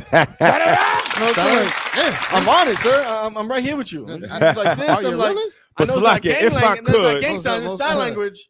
You know what I'm saying? If I could enter in the building once again, we are at ISUPK headquarters in Harlem, New York, and entering the building is my man, Money and Muscles, priest and officer, Yahweh Allah. We established that this is muscles. This is money. Okay, God, money and muscles. No, money and they muscles. Got it twisted. They got it No, twisted. that's straight from the mouth of money. I'm the one that money's the term. But he said What's going on now? that's money. Most High in That's Christ. muscles. Most High in Christ. What's going on, sir? Good to see you. All right, let's give a round of applause for Priest and Officer Yahweh Allah, who will be bringing the War Report, your favorite segment. I know a lot of y'all only tune in. Y'all don't like me. Y'all just waiting for the War Report, you know. But we coming through with the War Report today, sir. Whenever you want to get started, we can. Right now, we just discussing. All right, let's do it. Let's do it. Let's cue up that War Report. I got an email in there ready. Ready. Oh, sorry. Because there's been talk of Chinese spy balloons. Oh, yeah. And we ain't talking about Let's give a round of applause for Priest and Officer Karab in the building, straight from LI. Y'all been waiting for him. We in the building, y'all. Let's get them likes up in the chat. While we getting this War Report queued up, we're just gonna give a few shout outs to some people in the chat. Shout out to Officer Shabbat, straight out of DC. Give him a hand. Some of the flyest war crowns in the building. And so-called Negroes do come from Jacob. Just wanted you to know, Miss Vega. Right. Shout out to S. Ross, longtime supporter. Give her a hand. Damn right, sis. He is the devil the Bible speaks of. I can't see it, but yes. Damn right. Whoever it is. We got Trooper Mawasa in the building. Give him a hand. That's my man right there. Can't wait to be on the front lines with you again, warrior.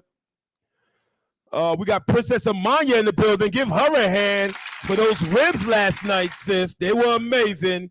That barbecue sauce was amazing. Where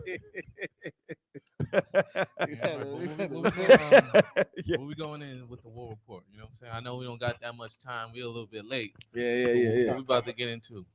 I'm gonna get that war report queued up. All right. Well, basically, listen, man. Everybody heard about the 2 Chinese spy balloons, and then people wondering like why they didn't shoot them down or what's taking so long. Right. The problem is people have a short memory. So I'm going to take you back to 2019 when the U.S. government was testing surveillance balloons. Oh, you don't say. Throughout the whole U.S. Right.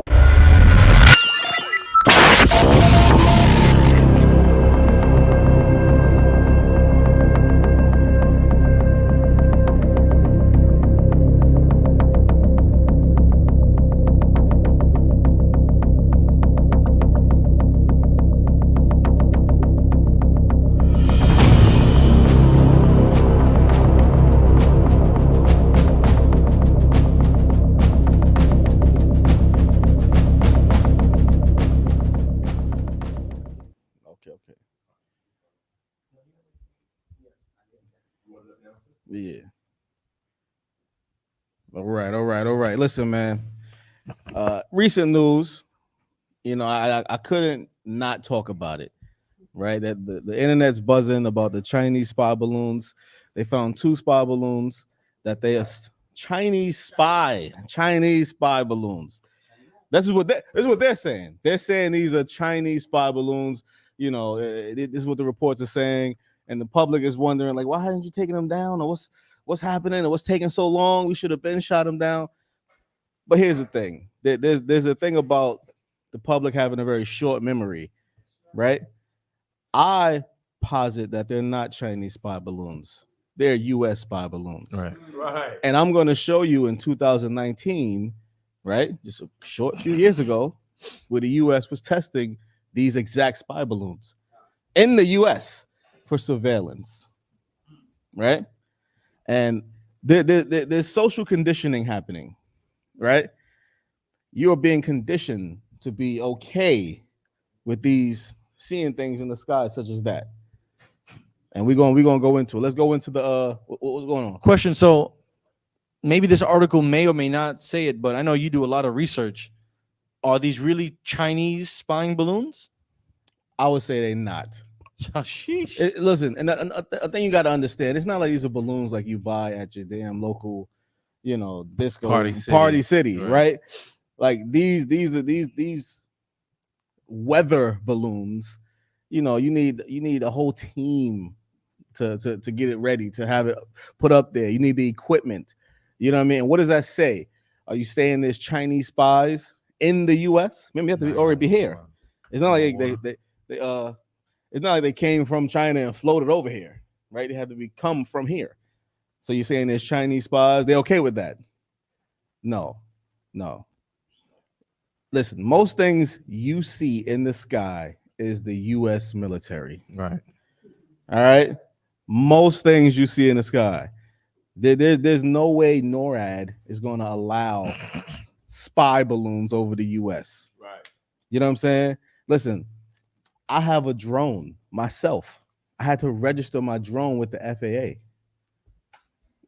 if a regular citizen has to register to have anything float in the sky, come on, man. That's how monitored the skies are above the U.S.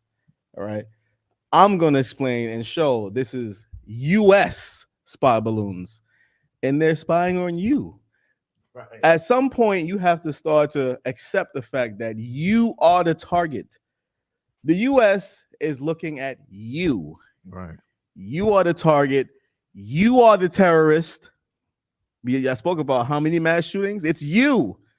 The U.S. is not worried about other countries. You know what I mean? The U.S. spends more on its police than other countries spend on their whole military. You know what I mean? It's not other countries the U.S. is worried about. It's you that they're worried about. So let's jump right into it. Here we go. This is from U.S. military, The Guardian, right? It states, it's from 2019. You know what I'm saying? Now think of how short your memory is that you forgot about all this. And when you're seeing the things they said they're going to implement, it's freaking you out. Pentagon testing mass surveillance balloons across the U.S.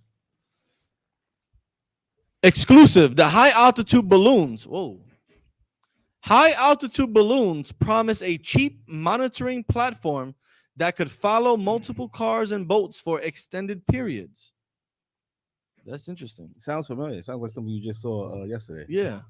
Keep going. Keep going. The U.S. military is conducting wide area surveillance tests across 6 Midwest states using experimental high-altitude balloons.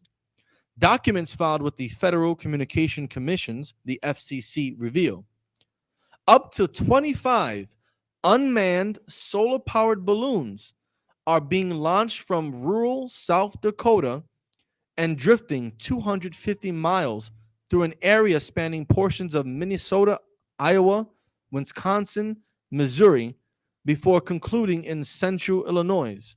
Now, these were the original test flights for these high altitude surveillance balloons, right? This isn't from China. This is from the US. You know what I mean? The war is on your front. You know what I'm saying? Has there ever been another country that made it here by air? Right. To attack the US? Ever. In 200 plus years. No. You know what I'm saying? This isn't foreign. This is internal. And once again, everything you see in the sky, damn near everything you see in the sky, is from the U.S. military. They are in full control. Put it on the. So let's keep going. Let's keep going. Sir. It says traveling in the stratosphere at altitudes of up to 65,000 feet. Now you wouldn't be able to see this. You understand? It's above the clouds. You're not gonna know. You know what I'm saying? You're not gonna notice this stuff. Airplanes travel like 25,000 feet, something like that. Right. And You're we not can see gonna that. notice this. Exactly. Just like the drones. People, when we talk about drones, like attack drones, you know, people have an idea in their head Right. that you'll see a thing. No. When we monitor different places with drones, no one can see them. You cannot look up in the sky and see them. You understand? Death just comes in an instant. This is why it's so effective. You understand? And the same thing is happening with these surveillance balloons. They're just gonna be monitoring your cities. You understand? Like you ain't gonna be able to see it, you ain't gonna notice nothing, and they're just monitoring your cities. So does this have like a you know how we've seen in different movies where they show like a camera device with different lenses pointing in multiple directions and can capture everything all at once? Right. This is basically something like that. Yeah. Okay. And it's cheap. It's cheaper. And it's private, right? Like you got okay, just to give you an example of how pervasive the military is. Everyone has used Google Earth, right? Right. Okay. Google Earth was a program started by the military called what was it called? I think it was called By the military of who? Google Earth.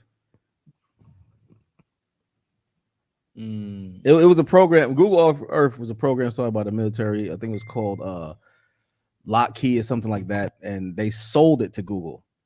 Remember, Google didn't shoot up no satellites. You know what I'm saying? So how they have all these satellite capabilities? It was sold to Google. You know what I'm saying? Like these technologies come from military. You know what I mean? They start. I want to say public because the military is technically public, and then they're sold to private entities, right? But yeah, this is the military. This is what they do. They've been doing this. Now, I want you to posit a thing in the future, right? So this is 2000. The story we're reading is 2019 when they was testing it out and trying to get it to to see how they're going to use it and such. Now we're starting to see instances of it being blamed. It's an easy scapegoat. You know what I mean? If you notice about the news cycle, everything was talking about Joe Biden and him holding documents at his house, right? All of a sudden, now the whole news cycle is talking about Chinese spy balloon. It's a perfect a way to to change the narrative. But understand, like this is the future. So think of the next 5-10 years. You know what I mean? Every city is going to have these balloons monitoring the whole city. So Salakia, so if I may, so you're saying these is like, you know what I'm saying, not spy, but like monitors. You know what I'm saying? You can say spy if you like. Yeah. So, Surveillance. Surveillance balloons in which, they could, you know what I'm saying, look down on America, so on and so forth. Right. And so you try to say they could see the way drugs is getting into America.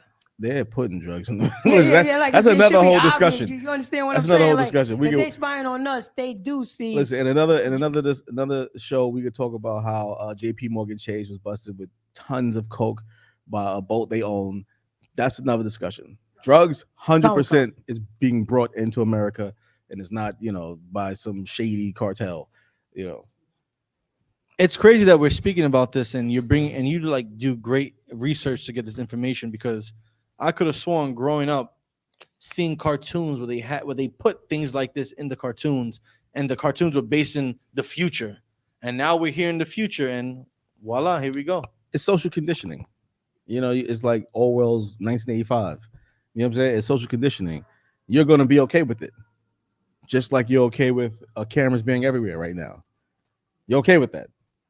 You know what I'm saying? Think of the 70s, right?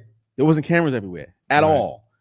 This is a brand new phenomenon that, because of social conditioning, you're okay with. You know what I mean? And unfortunately, you're going to be okay with this too. You're going to be okay with high surveillance balloons above all your cities. And then whenever they need to change the narrative, just shoot one down. There's a spy balloon. Says who? China. China confirmed this? No. They're saying it. They have no way of, you know what I'm saying? Like, they're just saying it's a Chinese spirit. Yeah, come on now. China happens to be passing the U.S. economically. They're going to be the boogeyman in the future. You know what I mean? Automatically. The reason I brought this out is because, once again, you have to understand the war is with you. You are the enemy. You know what I'm saying? Like, the U.S. don't have trouble with other places. You know what I mean? Like, we're not fighting some big boots on the ground war where someone's beating us. No, that's not what's happening. The U.S. been destroyed everybody. They've been out, paid money for their military and everyone, outspent everybody. You know what I mean? The issue the U.S. have is internal. You are the problem. You. Free thinking individuals, you know what I mean? You're the problem. Good. Not to sidebar real quick. Caller, we see you on the line. Give us 1 second. We're going to finish the war report, and then we're going to get to you, all right? So the caller 347, don't go nowhere. We're going to finish the war report, and we'll get right back to you. Let's do these last two paragraphs, because it kind of describes it so people can actually understand the capabilities of these balloons. It's not just balloons. That's kind of a very layman's term of what it is. And I want the brothers and sisters out there that's listening and watching right now, so I want you to understand that this war report is very important. I'm saying these are the things that media and the government and society try to distract you from, that you're not going to pay attention to. So we ask you to pay attention to it right now. You understand? Then make sure y'all pay attention to what's going on out here. So I'm saying, because this is like I said, this is the things that the government and so on and so on is going to try to distract you from paying attention to. They're going to give you F brother free and all this other stuff and weed and garbage to distract you and keep you mentally stupid and dumb and paralyzed. You understand? This is what they're going to do. I need you to stay focused and pay attention. This is very important. That's why it's called Let It Be Known, because we're letting the things be known that society does not want you to know about. So this war report is extremely important. Let's do these last two paragraphs real quick. Let's bring it home nice and strong for the brothers and sisters that's listening, man. Christ. Traveling in the stratosphere at altitudes of up to 65,000 feet, the balloons are intended to provide a persistent surveillance system to locate and deter narcotic trafficking and homeland security threats, according to a filing made on behalf of the Sierra Nevada Corporation, an aerospace and defense company. The balloons are carrying high-tech radars designed to simultaneously track many individual vehicles, day or night, through any kind of weather. The tests, which have not previously been reported. Say that one more time. The test, which is what? The tests, which have not previously been reported. This is showing that even before this, they was testing it. In answer to no one. Remember, the government's public, right? Everything should be public information, public knowledge. Should be. Right. You know what I'm saying? But yeah, just keep going. The tests, which have not previously been reported, received an FCC license to operate from mid-July until September, following similar flights licensed last year. Arthur Holland Mitchell, Arthur Holland Mitchell, the co-director of the Center for the Study of the Drone at Bard College in New York, I think that's Columbia University, yes, said what this new technology proposes is to watch everything at once. Sometimes it's referred to as combat TiVo, because when an event happens somewhere in the surveyed area, you can potentially rewind the tape to see exactly what occurred, and rewind even further to see who was involved and where they came from. This is the end of privacy. Right. The end. Now, understand, since we're so not used to privacy, we don't understand. Governments are supposed to be public, right? Civilians are supposed to be private. You are a private citizen. Private. You understand? They're taking that away from you. You're not going to be a private citizen anymore. You know what I mean? So through all these war reports, we've been shown how they're using, your router to see through buildings. They're using this surveillance to see above. They want to see everything, right? And they're getting away with it. Once again, the war is on you. This is a new war, and you are the combatant. Clearly. So listen, I just wanted to bring that out for the war report. Everyone's talking about the spy balloons. They blaming China. Listen, this is your government doing this. If you see a balloon in the sky, trust it didn't float from China. That's right. And if it did float from China, China Mac, we're coming to talk to you, man. Salaki, sir, what you were saying so Harbari on One West about this, you know what I'm saying, about the spy balloon. Now you was talking about the military. Now yes. You know what I'm saying, do this technology trickle down to the police station, to your sheriff office, so on and so forth? Yes. Listen, that was Obama's doing, by the way. Like all the military makes their money. The military makes their money twice, right? So they make their money. Let's put it like this. Obviously, it's all funded by the U.S. citizens, the taxpayers, right? And what happens is people bid for contracts, defense contracts, right? That's basically saying who's going to get paid to do this, to build this thing or make this thing, right? They want to build as much as possible, but the problem is there's not enough use for it. So then they sell it again to police stations, the unused things. This is how police stations have become militarized lately, because they're buying old military stuff or unused military stuff. The military is going to sell it because they're making money twice. So it's not out of the realm of possibility that police stations will buy this, because why not? So you know what I'm saying? If I may, wait. One more thing I want to get across. A lot of things set new precedents, right? So when the police want to get video of you, they have to go to a judge, right, and get a warrant. And there's this constitutional precedent for it. But when you have new technologies, the precedent is gray. You know what I'm saying? The precedent is gray. And when these technologies are being run by private organizations, they might not need a warrant. You understand? They might be able just to buy it from the company. Just like ICE. ICE buys data from your phone companies. You know what I'm saying? Why get a warrant when I can just buy it?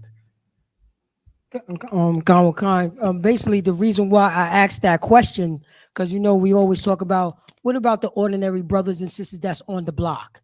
They're gonna be able to see you. Yeah, that's exactly what I'm saying. Like they know that you know what I'm saying. They're allowing you to sell drugs. They're allowing you to do these murders or whatever. Build up a case, and we don't need a warrant. We just kick down your door because we have so much evidence. We allow you to do all this. We know there's nobody snitching. We know that you're doing this. It gets even grayer. You know what I'm saying? Especially when you're talking about, once again, new technologies. You know what I'm saying? That we don't fully know the capabilities of. Right. We don't know how any of this can be manipulated. So if they say this is what happened, here's a video, we just take it. Yep. You know what I mean? This person just goes to jail. We don't know if that was manipulated. It's always a gray area when it comes to new technologies. Technology is moving faster than litigation. You want to get a law change? It's going to take a couple years. You know what I mean? But technology moves faster than that.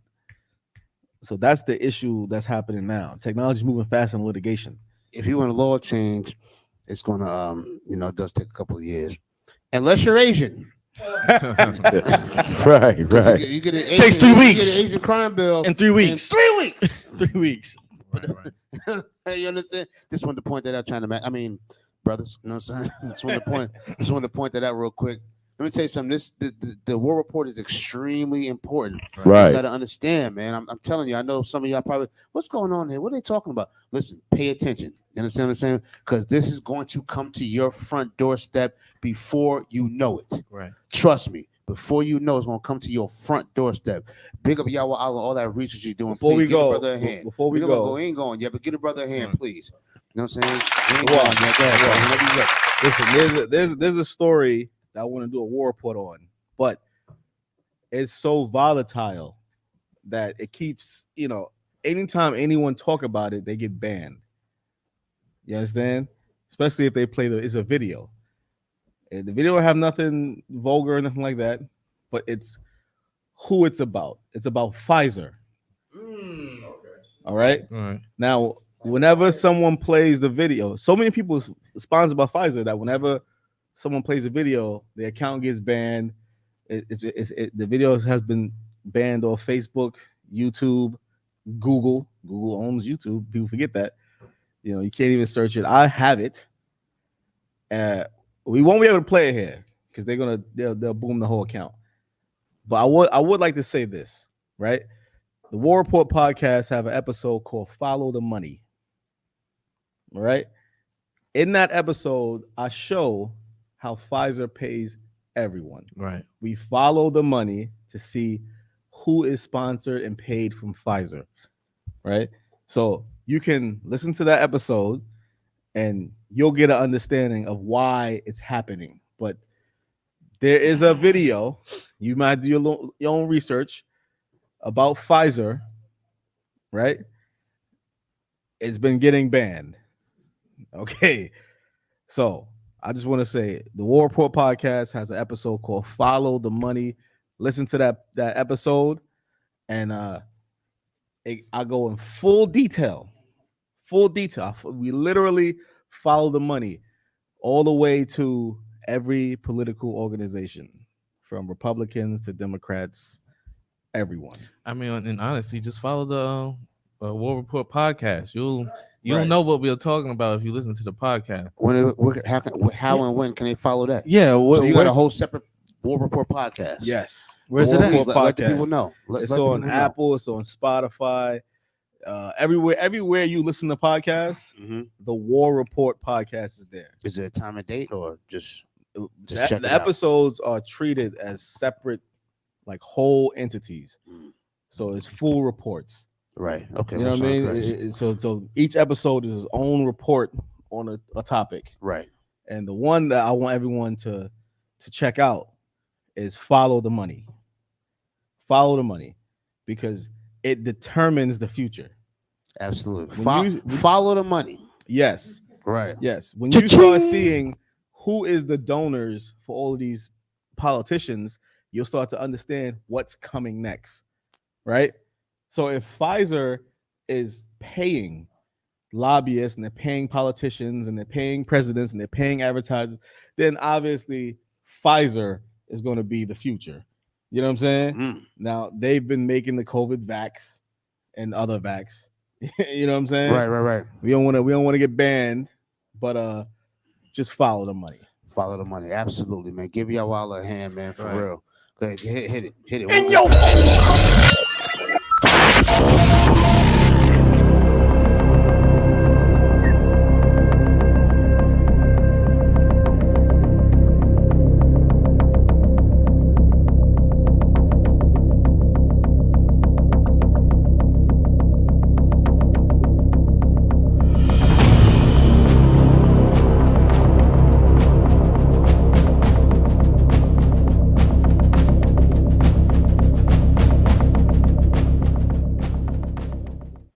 Osana Christ. Listen, caller, we coming right to you. Give us a couple of minutes. We're coming right to you, caller. Hold tight. We'll be right with you. Go ahead. Oh, Khan, what I wanted to bring up, Ashar, right? Get that video ready, and if I could, let someone get Acts 11, Acts 1 and 11. I need someone to get Acts 1 and 11, and if somebody could find me that other scripture where Christ is coming back with the chariots, yeah, those two. But for what I want, what Ashar was about to play, right? I just want other brothers and sisters to realize that America knows what's in the sky. They know if it's China, Japan, Russia, and all that. You got all types of technologies and drones. What happened, Ashar? Yeah, radar. We got all the satellites. Whatever you know, whatever. Listen, look at your phone. You got it using GPS. Yeah, that's fine. Give me that, and I need the other one with Christ coming back with the chariots, right? But they know all this. They know that Christ is coming back, and we're gonna just play a quick video, right? Play this video, Ashar. Play this video. This is dumb. Listen what they said.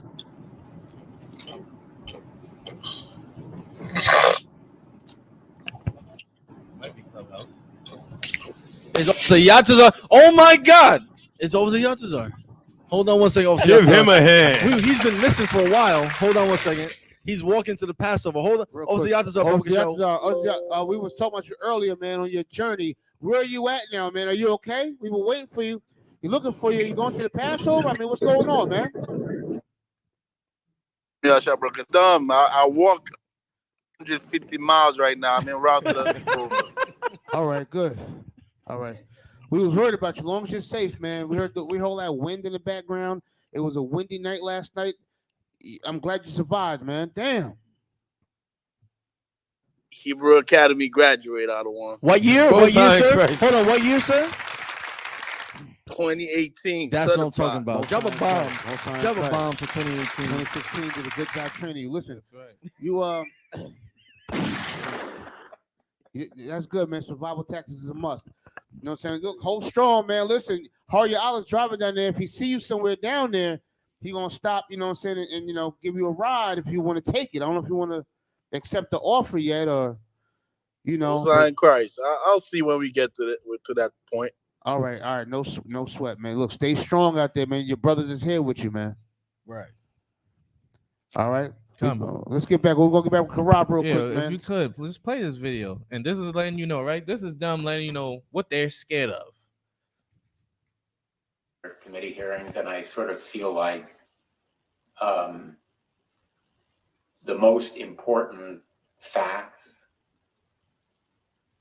for us and the American people to understand are the facts that haven't been said today. And the reason why they haven't been said is that they are largely classified. And the reason that's important is that the American people have no idea, really no idea, about the immensity of the threat in space. Mm-hmm. And I've made this comment in a classified setting that I wish the American people could be present in this room, not this room, but the SCIF, because our adversaries know what they are doing. What our adversaries? We know what. Just think about the words he's using. He's using biblical words. Right. He says our adversaries know. Keep going, Ashar. Keep going with the video. They are doing. They know. We know what they are doing. Say, wait. Rewind that a little bit. What he say? Oh, we know what they are doing, but the Americans, they are doing. They know. We know what they are doing. That sounds fishy, don't it? That sounds like your oppressor that is a deceiver knows what we doing, and we know what he's doing, right? That's what it sounds like. He sounds like he knows what's going on up there in the goddamn sky, right? In space. Listen, you look at the space, the space, what is it? The space station, the Space Force logo. It's a goddamn pharaoh's head and a pyramid. Don't try to try to set oppression upon the stars, man. Keep going, Ashar, with the video. But the American people have no idea. And so this discussion and debate will have very little interest in the American public. It's carried on in a level of, forgive me, bureaucratic language that most Americans would have trouble seeing an immediacy in their daily lives. But if they were privy to what we hear, and you know it much better than we do because you live it, I think they'd be pretty alarmed. This is not by way of criticism of you because you're living with the strictures of what is classified and not, but I think we have a real obligation to explain to the American people why space is a domain that matters, why there are committee hearings. Yeah, you can stop it right there, Sharp. But real quick, give me the scripture. Give me the Acts 1 and 11, and there's the other one I was looking for with Christ and the angels. Acts 1 and 11, Mhm. which also said, "Ye men of Galilee, why stand ye gazing up into heaven?" Right. So the disciples is right here when Christ left. Two people in white saw them looking up. So they were like, "Why are you looking up in the sky?" What they said? Go ahead. This same Jesus, which is taken up from you into heaven, right, shall so come in like manner. And shall what? Shall come in like manner, right, as ye have seen him go into heaven. Right. So they know that Christ is going to come back the same way he left. Right. He's going to come back with chariots and angels for what? To save the children of Israel. That's why he knows what's up in the sky. He absolutely knows what's going on. Don't be fooled. I don't know if it's a China bubble or a Russia missile. I don't know if it's a submarine. They know what the hell's going on in the bottom of the sea, man. They know when you take a shit in your toilet. Right. You don't think they know what's going on in their skies? They do. The problem is they don't want to tell you the real reason why they scared of the space. Right. Well, what's bumping in the night? What they're really scared of, and they're really scared of those chariots that they have no control over coming and destroying Babylon, man. Right. That's what they're really scared of. But do we have the other scripture that I was looking for? What was the other scripture? If we don't have it, don't worry about it. Don't worry about it right now. But everybody knows about the scripture of Christ coming back with the chariots. It's not important. But let's get to that caller. I just wanted brothers and sisters to realize that they know what's going on in the sky. Damn right. They know what's bumping in the night. The scriptures talk about, they know, they read it like how we read it, that Christ is going to come back like a thief in the night. So what they do, they're up all nights patrolling. GPS satellites all in the sky waiting for something to come in the whatever, the stratosphere or whatever. Telescopes. Yeah, all that. Waiting for some little light, some spaceship to come and commence attack. Right. But they know it's not gonna work. They know they're gonna be destroyed in like an hour, like the scripture says. But Shar, let's get to what we to the next thing. All right, caller 347-615. You're on the air. State your name and where you're calling from. 347-615. What's going on? 347-615. You're on the air. Yes, peace, man. This is the Hebrew killer. I consider myself to be the killer of Hebrew Israelites. And I want to say this is very painful and disgusting to see you grown men up here acting like little babies and children. This is Brother Sarnetta. You know who I am. And to see you men up here acting like little children with your little feeble minds, acting like you know something, knowing damn well there has never been a man by the name of Christ or Yahushua that ever existed. First of all, you can't prove Ham, Shem, or Japheth. You can't prove Noah. You can't prove none of this stuff. So why lie to the people? And then, do you teach your children about Santa Claus too? You might as well. This is like Is this our favorite Dominican brother? Yes, is that our favorite Simeonite This is brother? like some Harry Potter nonsense that you brothers is up here doing, man. What is wrong with you? The Most High God himself or herself is the most lying idiot all through the Bible. In book of Proverbs 12:22, it says, lying lips are an abomination unto the Lord. But that I deal with truly is his delight. And then again, he's the one that lies all through the book. He promotes lies through a lying spirit. What are you talking about? This is the most diabolical, wicked God that you follow, bipolar, narcissistic, and you brothers up here acting like this is some real shit that y'all spilling. Give the people real stuff, man, and stop with the BS, man. Time to get up out of this, man. Are we going? Are you finished, brother? Can we speak now, or you got some more to say? Yes, go ahead and speak. I'm here. Man. Okay, no problem. We're gonna make this short because we got a show to go on. I just want to say this: everything you said, we heard you loud and clear. You've been saying it for quite some time now. And like I said, we're gonna make this short and clear because we don't really deal with you. We wouldn't deal with you. Cap deals with you, but your leader, what's in Khalif Muhammad? He believed in everything we said. Dr. Khalid Abdul Muhammad. He sat in our classes. He believed what we said. He said we had the truth, and he taught you. So let me say what we think about you. You are a filthy, disgusting, stinking traitor to the person that taught you, right, and led you, because he was the one that sat in our classes. He's the one that believed what we said, but somehow you turned coat.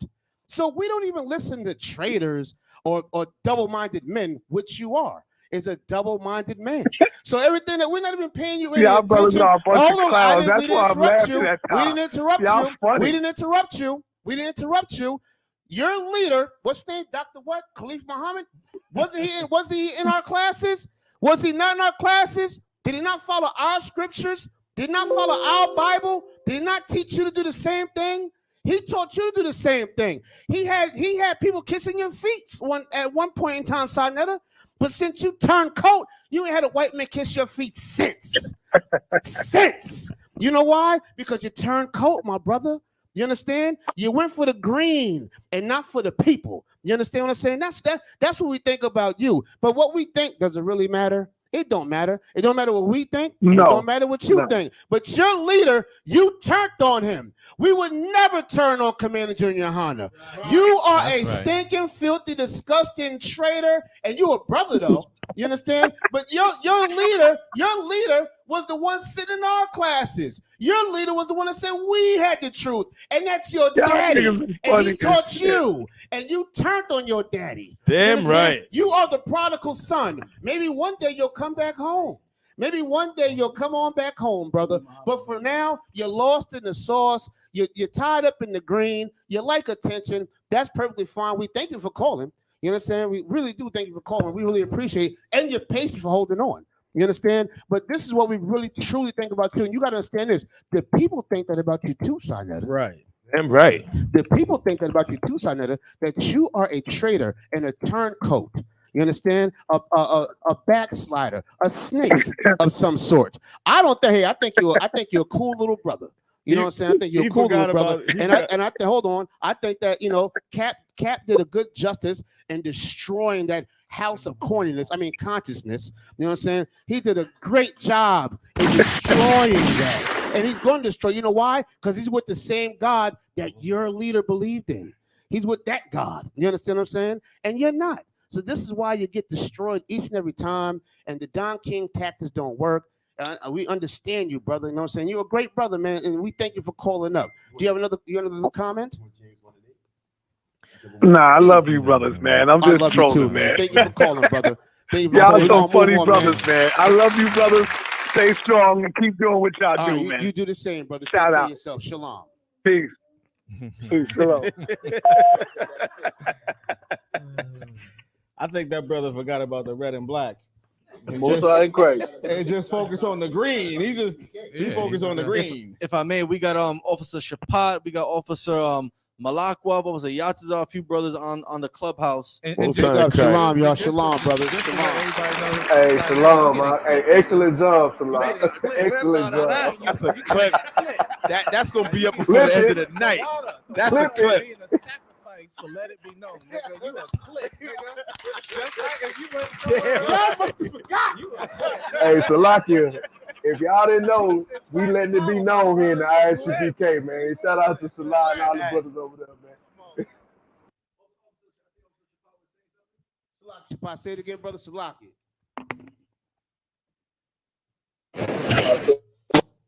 I'm at the slave, but hey, I just want to let everybody know that this is the Let It Be Known podcast, man. That's where it's going down at, man. Shalom, man, and all the other warriors over there, man. We doing it big, man. For real. Listen, come on, real quick. Shaw, play that video. This might be it, but listen, we got your teacher talking about we're the real Israelites. Damn right. Listen, where is my leader, my commander Jerry Yohana saying that we're Muslims? Don't follow the Bible. Black power in the Egyptian or whatever. Right.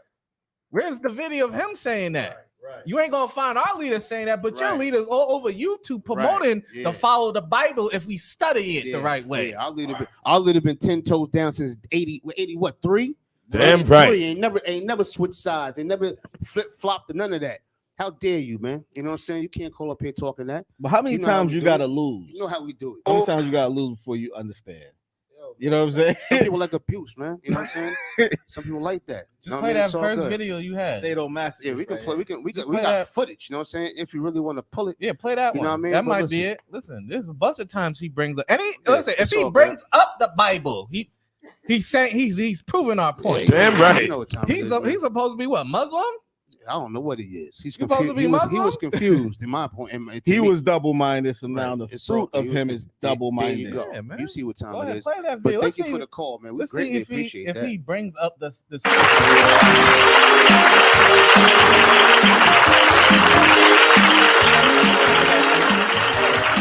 man who made so many of the front pages of America's newspapers with a speech at King College, which so many people called anti-Semitic.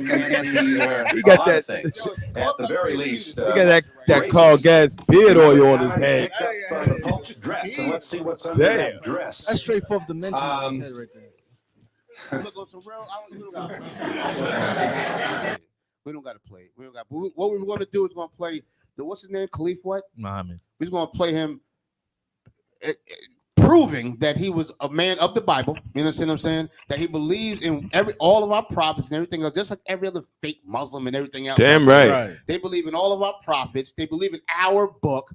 They don't bring nothing like that stinking, disgusting toilet paper called the Quran. Right. Nothing. You understand what I'm saying? Now I don't want to divvy off of our show and off of our topics. All right. But Sadat, thank you for the call, man. We hope that you call back again, man. Tune in and subscribe and all of that. All right. You really Salaki, if I may. Go ahead, please.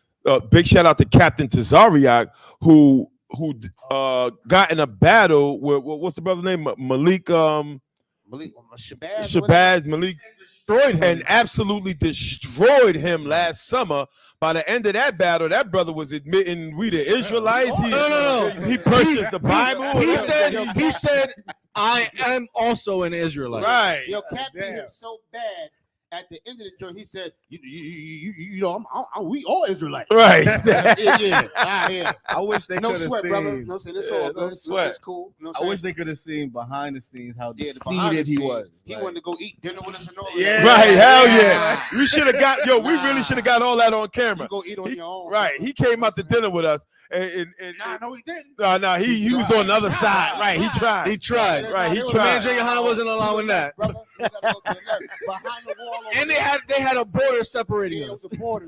Right. You know what I'm saying? Yo, Yatazar, you had something to say, Yatazar? Salaki, brother. I think I cut you off earlier. Salaki, brother. Over to Yatazar. If you're still out there, brother. You know what I'm saying? I thought you had something you wanted to say, Yatazar. Salaki, brother, if I cut you off, man. And then Officer Maccabia as well. Oh, come on, bring it on. You go ahead and rock. Officer Maccabia from the Midwest. Shalom, sir. Anything you want to say, sir? Hey, Shalom, you have a Shalom Shabbat, sir. What's going on? I know it's freezing over there. It is actually today. Surprisingly, it's pretty nice outside. But any other days, it's like Antarctica out here. So anything you want to say? No, I'm just chiming in, just checking out Fire podcast as usual. Most high Christ. Listen, as always, share, like, email send stuff to the email so we could go over it. At the end of the day, like, I want people to know this is a show about promoting Blacks, Hispanics, and Native Indians, man. Right. Damn it's right. Not strictly just battling. We don't want you got Cross the Line Radio for that. But listen, Right. if you have a business, email us so we could promote it. Right. We bring out things because there's certain things that brothers and sisters don't know and they should know. This is what this show is about. It's just supporting Black people all together as one. Damn right. But that ain't mean. Listen, that don't mean you can't say whatever you want. Like Sinetta got the business just now. Anybody could get the business. Damn right. You know what I'm saying? But for the next thing, what we got going on next? What's next? Well, we got the opiate crisis that has been increasing. New York State sees rise in opiate deaths. About to bring that out right now. Damn. This is from the Observer. It says that overdose deaths involving opiates increased by 14% in New York from 2020 to 2021. If I may, I'm actually currently doing research where I can I can draw a straight line from China straight to the opioid crisis in America. Right. You know what I'm saying? People don't know the fentanyl that everyone's dying over is coming from China. All right. And the reason that happened is because sanctions in China led Chinese people to basically say we're not going to export heroin. So just so people know, the U.S. put higher sanctions on China, and China been responding in different ways. One of the ways is by saying we're not exporting heroin. Right. So what they did was they started exporting fentanyl, which is, thousands times, listen, you can get it on your skin and overdose. That's how crazy it is. And that's been leading to the deaths in this opioid crisis.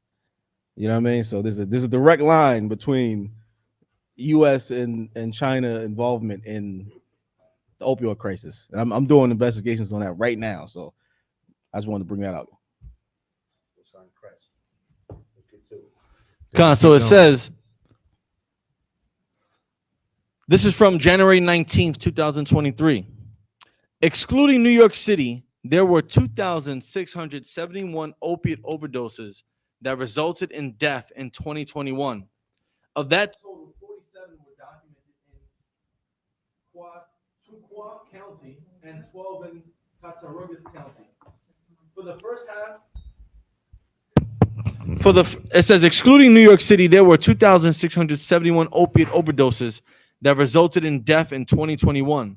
Of that total, 47 were documented in the Chautauqua County and 12 in the Cattaraugus County.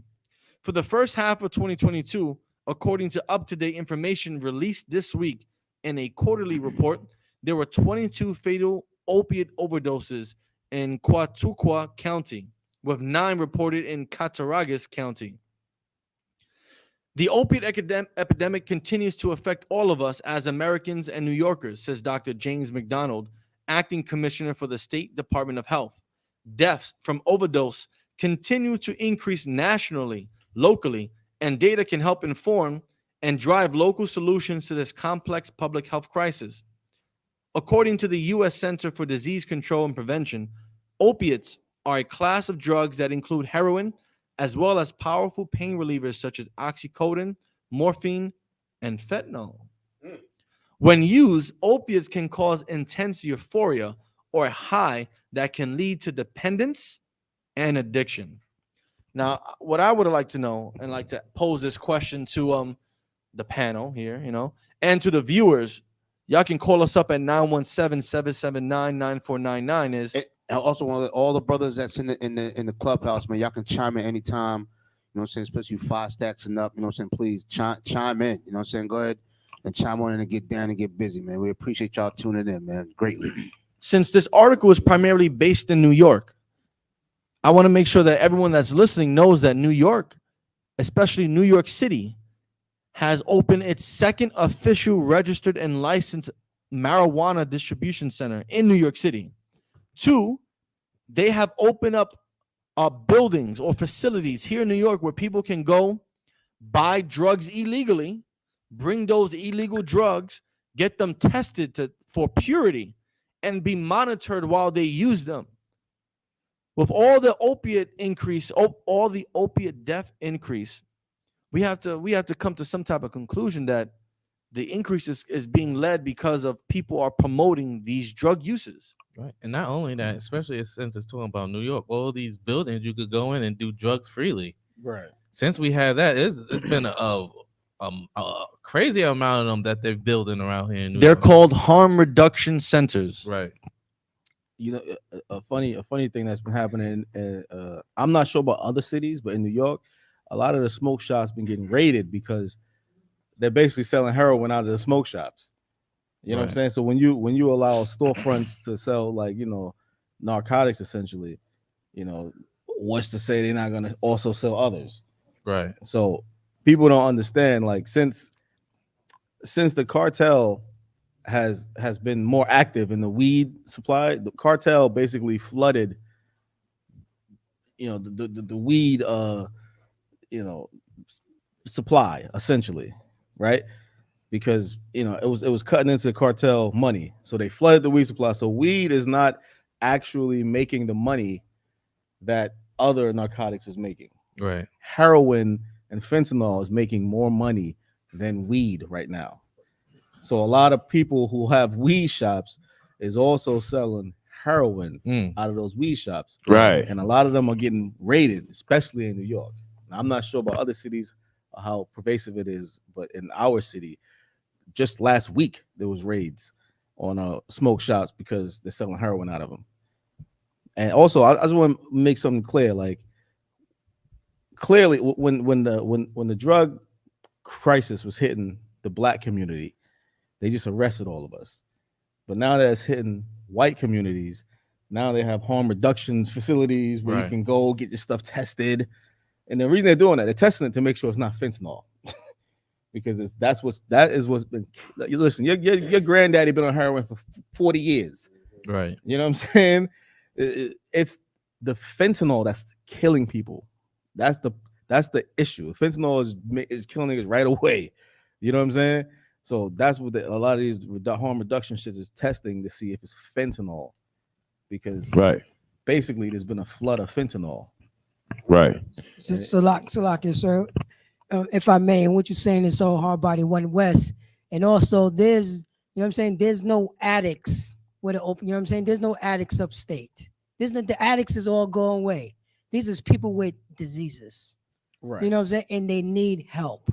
Right. You know what I mean? Well, when you know what I'm saying, when blacks, Hispanics, and Native American Indians all through the 80s, you know what I'm saying, all through like the late 70s, the 80s, the 90s, these are crack addicts. We gotta lock them all up. Right, you know what I'm saying? The 3-strike rule, you know what I'm saying? The crack, you know what I'm saying? These are savages.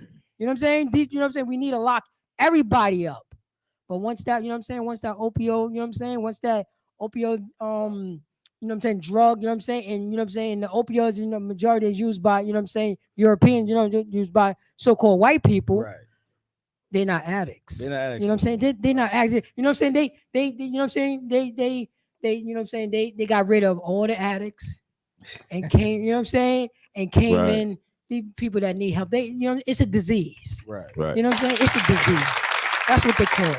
You know what I'm saying? And now they Damn got right. all these, you know what I'm saying? Because, you know, there's no more addict centers. You know what I'm saying? There's disease centers now. And it's Right. ironic. So, like, It's ironic how racism is basically the base of it, right? So like with Oxycontin, what was happening is whenever black people went to the hospital and you know had their pain measurement, you know how you're paying 1 to 10, you know, black people say 10, they think, oh, he's just trying to get drugs. Right. So they'll give a black person a strong aspirin, a strong ibuprofen, but they wouldn't give them Oxycontin. Right. But the white people, they was flooding them with Oxycontin. You know what I mean? And then people don't understand the pharmaceutical companies pay to have doctors and stuff promote it. They didn't want to promote it for black people, so they promoted it for white people. Right. So for every injury, they was giving them Oxycontin. Highly addictive. Right. Right. And Salaki, if I may, it's important that we understand as blacks and Hispanics, especially living through this opioid crisis, that a lot of times when we have the image of our mind of what these drug cartels are or people who control the drug industry, we might have, you know, El Chapo in our mind or Pablo Escobar in our mind. But what a lot of us don't realize is that this opioid epidemic in this country right now was started by a Jewish family in Brooklyn, New York, called the Sackler family. They are responsible for a company called Purdue Pharma, which produce over 90% of all the opioids in this country. They own the patent to OxyContin. They own the patent to oxycodone. They own the patent to Percocets and to Vicodin and to all the pills that came out that have all our brothers and sisters. What's in the name? I'm sorry. What's the name? They're called the Sackler family. Sackler family. Yeah, they are one of the richest families in New York City. They are a Jewish family from Brooklyn. They have all they're art connoisseurs. If you go down to what's it called? Downtown Lincoln Center, they all sorts of art pieces in there. Yeah, this family is responsible. This Jewish family from Brooklyn is responsible for hundreds and thousands of opioid deaths in this country. Right. And they recently, last year, settled, I think it was $6 billion. $6 billion settlements to the families who have suffered and died throughout this opioid epidemic. So they lost that settlement. The reason they lost the case is because they lied. Right, because they lied. They like if 10 years, 20 years ago, when you went to the hospital to get Oxycontin, right? The doctor told you it's almost a perfect drug. You know what I mean? It's not addictive, which was highly addictive. They said it was not addictive. Right. They said you can stay on it long term. This is so now I work construction. I got a back injury. I can't work with this magic drug. Remember, because it was new at the time, Oxycontin. I can work. It's not addictive. There's no side effects. I can just take this forever. Right. Clearly that was 20 years later. Right. Keep rolling hard. There's actually a documentary on YouTube that you can watch about this particular family. The hierarchs in the family started out as medical salesmen. And they came up with a plan in order to start convincing doctors. They came up with ads and everything. You see, our oppressor is a sophisticated drug dealer. You think you standing out on the corner selling nickel bags, you're doing something. No. Our oppressor is a sophisticated drug dealer. And he was right. He was able to pay off lobbyists. He was able to create expensive ads in order to pitch to doctors why they should start prescribing this potent drug for minor back pains. Before, you could only get drugs like that for very serious pain, but they were able to convince the entire pharmaceutical industry why they should start prescribing these potent opioids for small back pains and stuff like that. We all get a little back pain and stuff like that. We go to the doctor, and as opposed to looking for preventive medicine and other forms of treatment, they prescribe to you the most vicious and addictive drug on the market, which is an opioid that would eventually get you hooked on heroin. That is actually more potent than heroin. It is. It's more potent than heroin. And so the reason why we have this terrible thing happening coast to coast, not only to our people, because we only really care about our people, but now we're finally beginning to see our oppressor is so greedy, he's willing to make everybody OD off of this.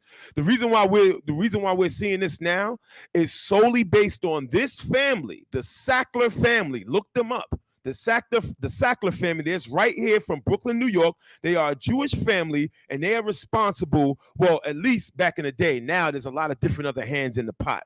But they are responsible for over 90% of all the opioids on the street. And they have somehow convinced you that it is okay for you to take drugs that are more potent than anything you would buy from a brother on the street. And think about this logically, especially if you live here in New York City. There was a time when I was growing up when you would go downtown or anywhere in Harlem and you would see black men on the corners selling drugs. Right. Nowadays, on every single corner, there's a Rite Aid, there's a CVS, there's a Dwayne Reed, right, and there's somebody down in the basement of that place selling more drugs than you could have ever sold standing on that corner. Our oppressor is a drug dealer. And when you sell drugs to your people, you are simply copying the methods of your disgusting oppressor. That's a fact. Right. Give him a hand, please. You know what I'm saying? And yo, listen, right, what Harya Allah is bringing out is absolutely the truth. You understand what I'm saying? The white man, the oppressor is disgusting. Damn right. He's the number one profane, disgusting fornicator. He's the number one drug dealer. He's the number one murderer, kidnapper, robber, thief, whatever you want to, whatever derogatory, disgusting, stinking thing you can think of that destroys the earth. He's number one at it. That's right. That's it. That's a fact. You understand that he's number one at it, man. And let me tell you something. These things, that fentanyl and the Oxycontin and the pills and everything, that's going to be the distraction to not make you pay attention to the war report. That's going to be a distraction. Now that you know that there's almost 40 mass shootings going on out here. That's going to be the thing to distract you. You know what I'm saying? And how they going to do it? Do music and movies. You understand what I'm saying? Right. That's how they're going to do it. And that's how they've been doing it. That's how they're going to continue to do it. That's why they hate the UPK so goddamn much. And let me tell you something. We love being hated. We love it.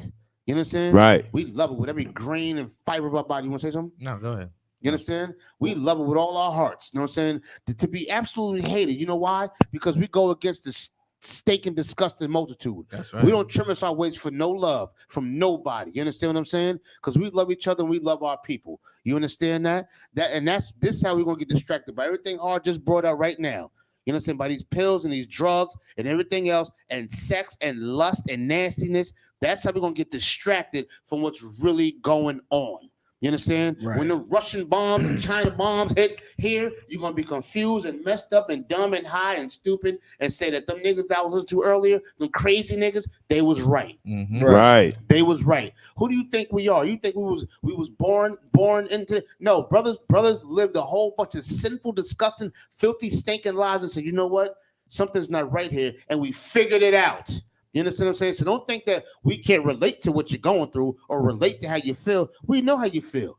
We know how I feel to be stupid, you know what I'm saying, and dumb. We was there. You understand what I'm saying? Damn right. And now we realize that this is not right here. You know what I'm saying? And we figured something out. And guess what? None of us are followers up here. We all ran solo and dolo and did everything we want to do by ourselves. You understand what I'm saying? Right. So none of us are followers, but we knew that this was the right thing to do for some particular reason. These loners and these black sheep knew to come into this organization right here follow this Bible, be brotherly, keep these laws, keep these statutes, keep these commandments, and keep doing exactly what we're doing and die for it. We knew it for some strange reason. We just knew it. We asking you to know the same goddamn thing. Damn right. Understand? And so what you're saying is so hard body one West. And this is, I want to pull out a scripture. Let me get 1 Corinthians chapter 12, verse 26. You know what I'm saying? Well, like what the I1 said, you know what I'm saying? We in the ISUPK looked around our neighborhood, and then knew something was going on. You know what I'm saying? We seen the blacks, Hispanics, and Native American Indians, you know what I'm saying, struck out on drugs and filled something. And you know what I'm saying? Realize, you know what I'm saying? Not being, you know what I'm saying? Realize that we cannot, no more to be a bunch. So, 1 Corinthians chapter 12, verse 26. 1 Corinthians chapter 12, verse. Blacks, Hispanics, and Native American Indians, we look around our neighborhood and we see the drugs, we see the murders, we see. It's just a story. It ain't gonna be that long. And you know what I'm saying? And we mourn for our greenback. Because we're not, you know what I'm saying? Because we're not a bunch of selfish bastards. Right. You know what I'm saying? We feel our people pain. You know what I'm saying? If you got that scripture, get down, read that scripture, Bob. 1 Corinthians chapter 12, verse 26. And whether one member suffer, Say that again. and whether one member suffer, So whether one member suffer, blacks, Hispanics, and Native American Indians, and ISUPK, we seeing our people suffering. You know what I'm saying? With these drugs, we feeling our, we feeling our pain. We don't. all the members suffer with it. Again? All the members suffer with it. No, I'm an individualite. You know what I'm saying? I can do this by myself. All the members suffer with it. No. You know what I'm saying? I want it. You know what I'm saying? Whatever. You know what I'm saying? Whatever. You know what I'm saying? Whatever floats that man boat. You know what I'm saying? You know what I'm saying? That's not my mother. You know what I'm saying? That's not my sister. Say that again. All the members suffer with All it. the members suffers in the blacks, Hispanics, and Native American Indians when we see one brother suffering. Right. One goddamn brother suffering. That's right. You know what I'm saying? That's what, you know what I'm saying? That's what Commander Junior Hunter had taught us in the ISUPK. Right. If one suffer, we all goddamn suffer. Yeah, come.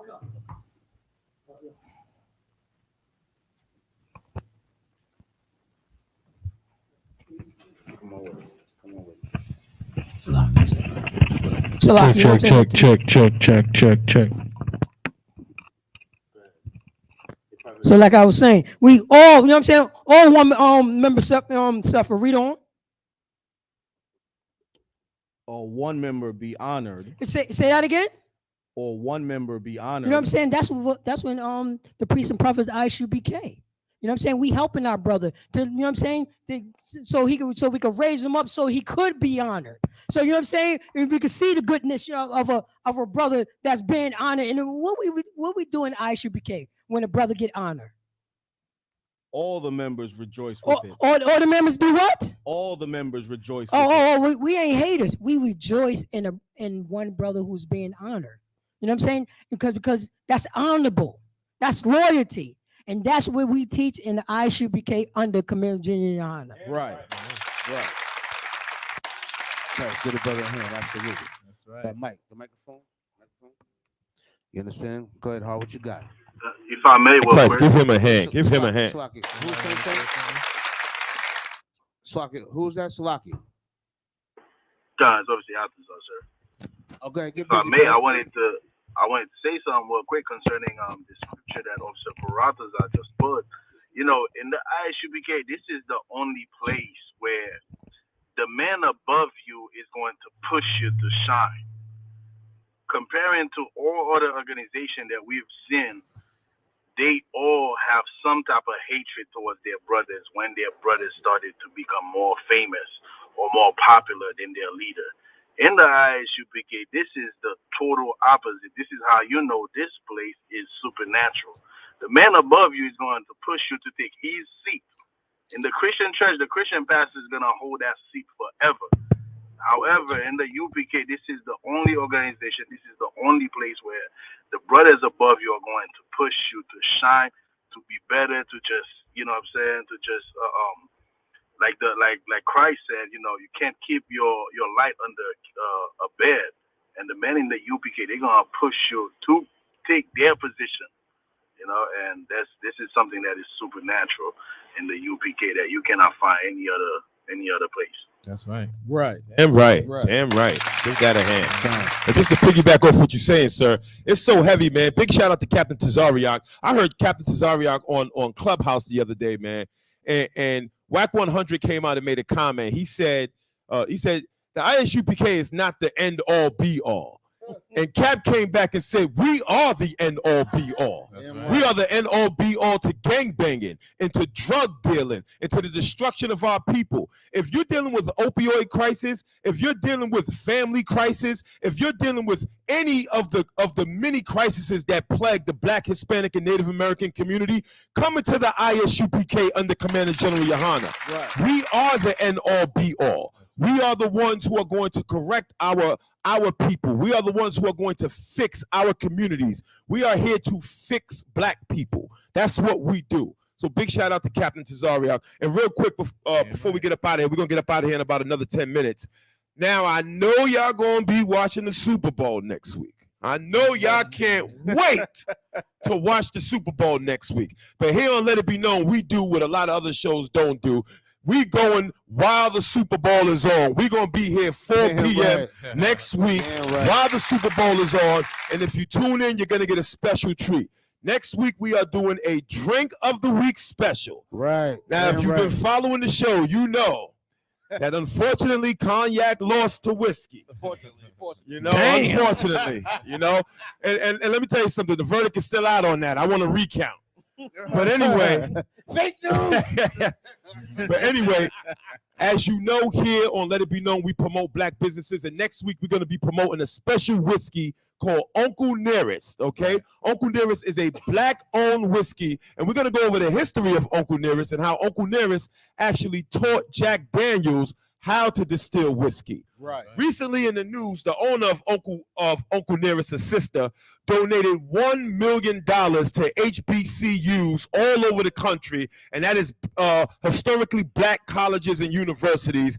They were able to donate over $1 million, and so we want to make sure we big up the owners of Uncle Nearest and that company, and we're going to be doing a special edition of Drink of the Week next week. Right. It's going to be Uncle Nearest versus Jack Daniels, and we want your opinions on that. So make sure you tune in. We know you're going to be watching the Super Bowl, but tune in to Let It Be Known and help us push this truth. Damn right, damn right. And listen, if y'all out there listening, if you got time during the week, if you got time, get you a little bottle of Uncle Nearest, get you a little bottle of Jack, and you compare it to yourself. So when you actually vote or comment on it, you can speak from experience. Damn right. Understand? Get you a little something out there and test yourself during the week.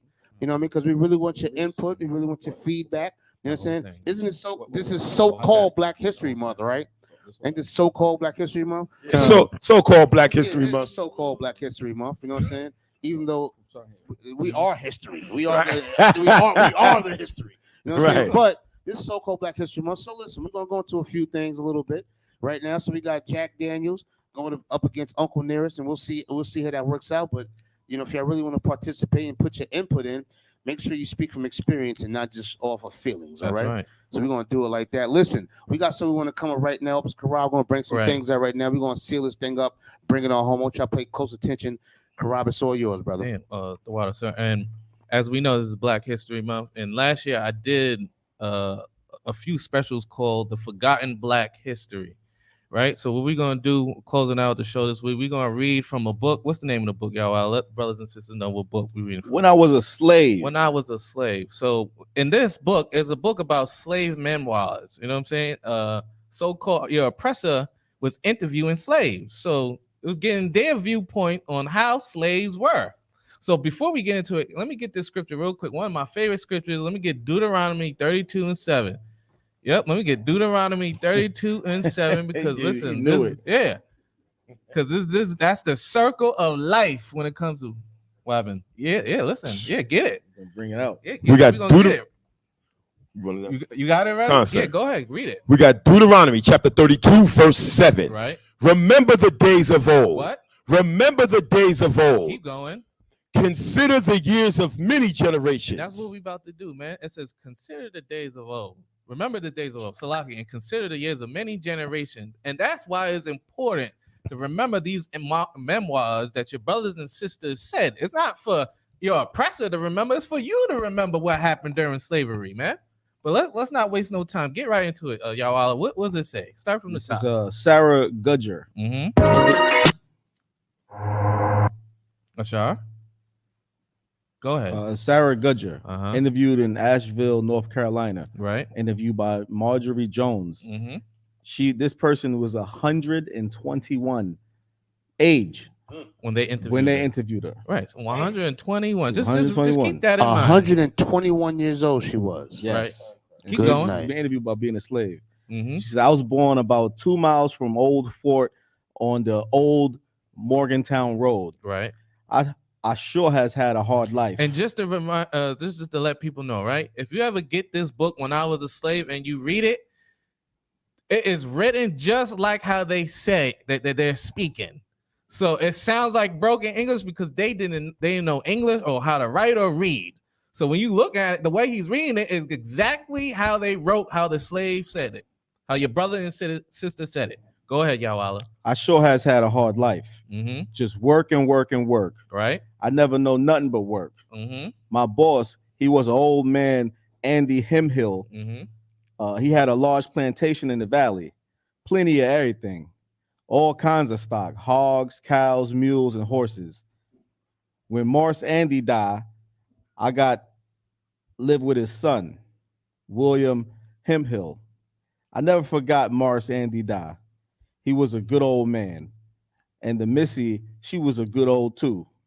She used to read the Bible to us children before she passed away. My pappy, he lived with Joe Goodger. He old and feeble. I remember he depended on my pappy to see after everything for him. He always trusts my pappy. One morning, he followed pappy to the field. Pappy, he stopped his work, and old Morse Joe, he say, well, Smart, pappy, he named Smart. I was tired, worried, and troubled. All these years, I worked for my children. They never do the right thing. They worries me, Smart. I tell you, Smart, I was a good mind to put myself away. I was a good mind to drown myself right here. I terrible worry, Smart.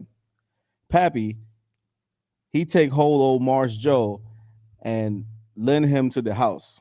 Sorry. Now, Mars Joe, I wouldn't talk such effing I see you. You've been good to your family. Just you content yourself and rest. But a few days after that, old Mars Joe was found hanging in the barn by the bridle. Old Mars had put herself away. I never knew what it was to rest. I just worked all the time from morning. Wait. She said, what? I never knew what it was to rest. Just keep this in your chest. Just keep this in your mind and your soul during Black History Month. You know why? Because you remember, they teach you about all the other things, right? They teach you about Martin Luther King, Malcolm X, Shaka Zulu, whoever, Mala Ali, right. Joe Frazier. They tell you about the good things and all the great things during the movement. What about the stuff they don't want you to know? This is most people. Right. What about your great uncle, your great aunt, your grandmother, your grandfather? What about your mother, maybe? Some relatives went through this same thing. So what she said, I never knew what? I never knew what it was to rest. Keep going. I just worked all the time from morning to late night. I had to do everything there was to do on the outside. Work in the field, chop the wood, hold the corn, till sometime I feels like my back surely break. I done everything. Kept split rails, the split rails back in them days. Well, I never did no split rails. Omar stopped us good if we did anything he didn't like. Sometime he got his dander up and then we dancing around him, else he tie your hands afore your body and whip you. Just like a mule. Lordy, I took 1,000 lashes in my day. Sometimes my poor old body be sore for a week. Old boss, he send us niggas out in any kind of weather. What? Old boss, he sent us niggas out in any kind of weather. That sound like UPS, man. That sound like the MTA. Rain or snow. Damn. That's their slogan. That's That's the postal service. Yeah, That's their the slogan. right slogan. Old boss, he sent us niggas out in any kind of weather, rain or snow. It never mattered. We had to go out in the mountains, cut wood, and drag it down to the house. Many of the time, we come up with our clothes stuck to our poor old cold bodies. Salaki, real quick. I don't want to interrupt. I don't want to interrupt. I want y'all to get the brothers and sisters that's still tuned in and listening, and you hear the brother reading. I want you to get a visual of what's really going on here. Right. Get a visual of it. Don't just sit here and listen, you know what I'm saying? And I know you got Jeopardy playing somewhere else and you're doing something else, listening to music or cleaning or whatever. I want you to stop what you're doing and I want you to listen and close your eyes and really visualize what's going on here. They did this to your grandmother, your grandfather, your aunts, your uncles. And if you believe in reincarnation, which we do, they did it to you too. That's right. You understand what I'm saying? If I may, sir, please. It's a fundamental thing with how we use language. We always say the slaves. That's your family. Right. We are the children of slaves. Yeah, that's your family. Right. It's not that they were the slaves, they were the enslaved. Yeah, That was your that's your family. family. That's your family. When you hear people like China Mac and all them talking about, yo, what about Asian sacrifice? Asian sacrifice, I don't recall Asians ever doing this. You understand? This was so-called blacks, Hispanics, Native Americans doing this. This was niggas doing this. That's right. And people You have understand to, what I'm saying? Go ahead. People have to understand it's not just picking cotton. This what she's describing is she's in North Carolina. If you know anything about North Carolina, they have flatlands, they have mountains.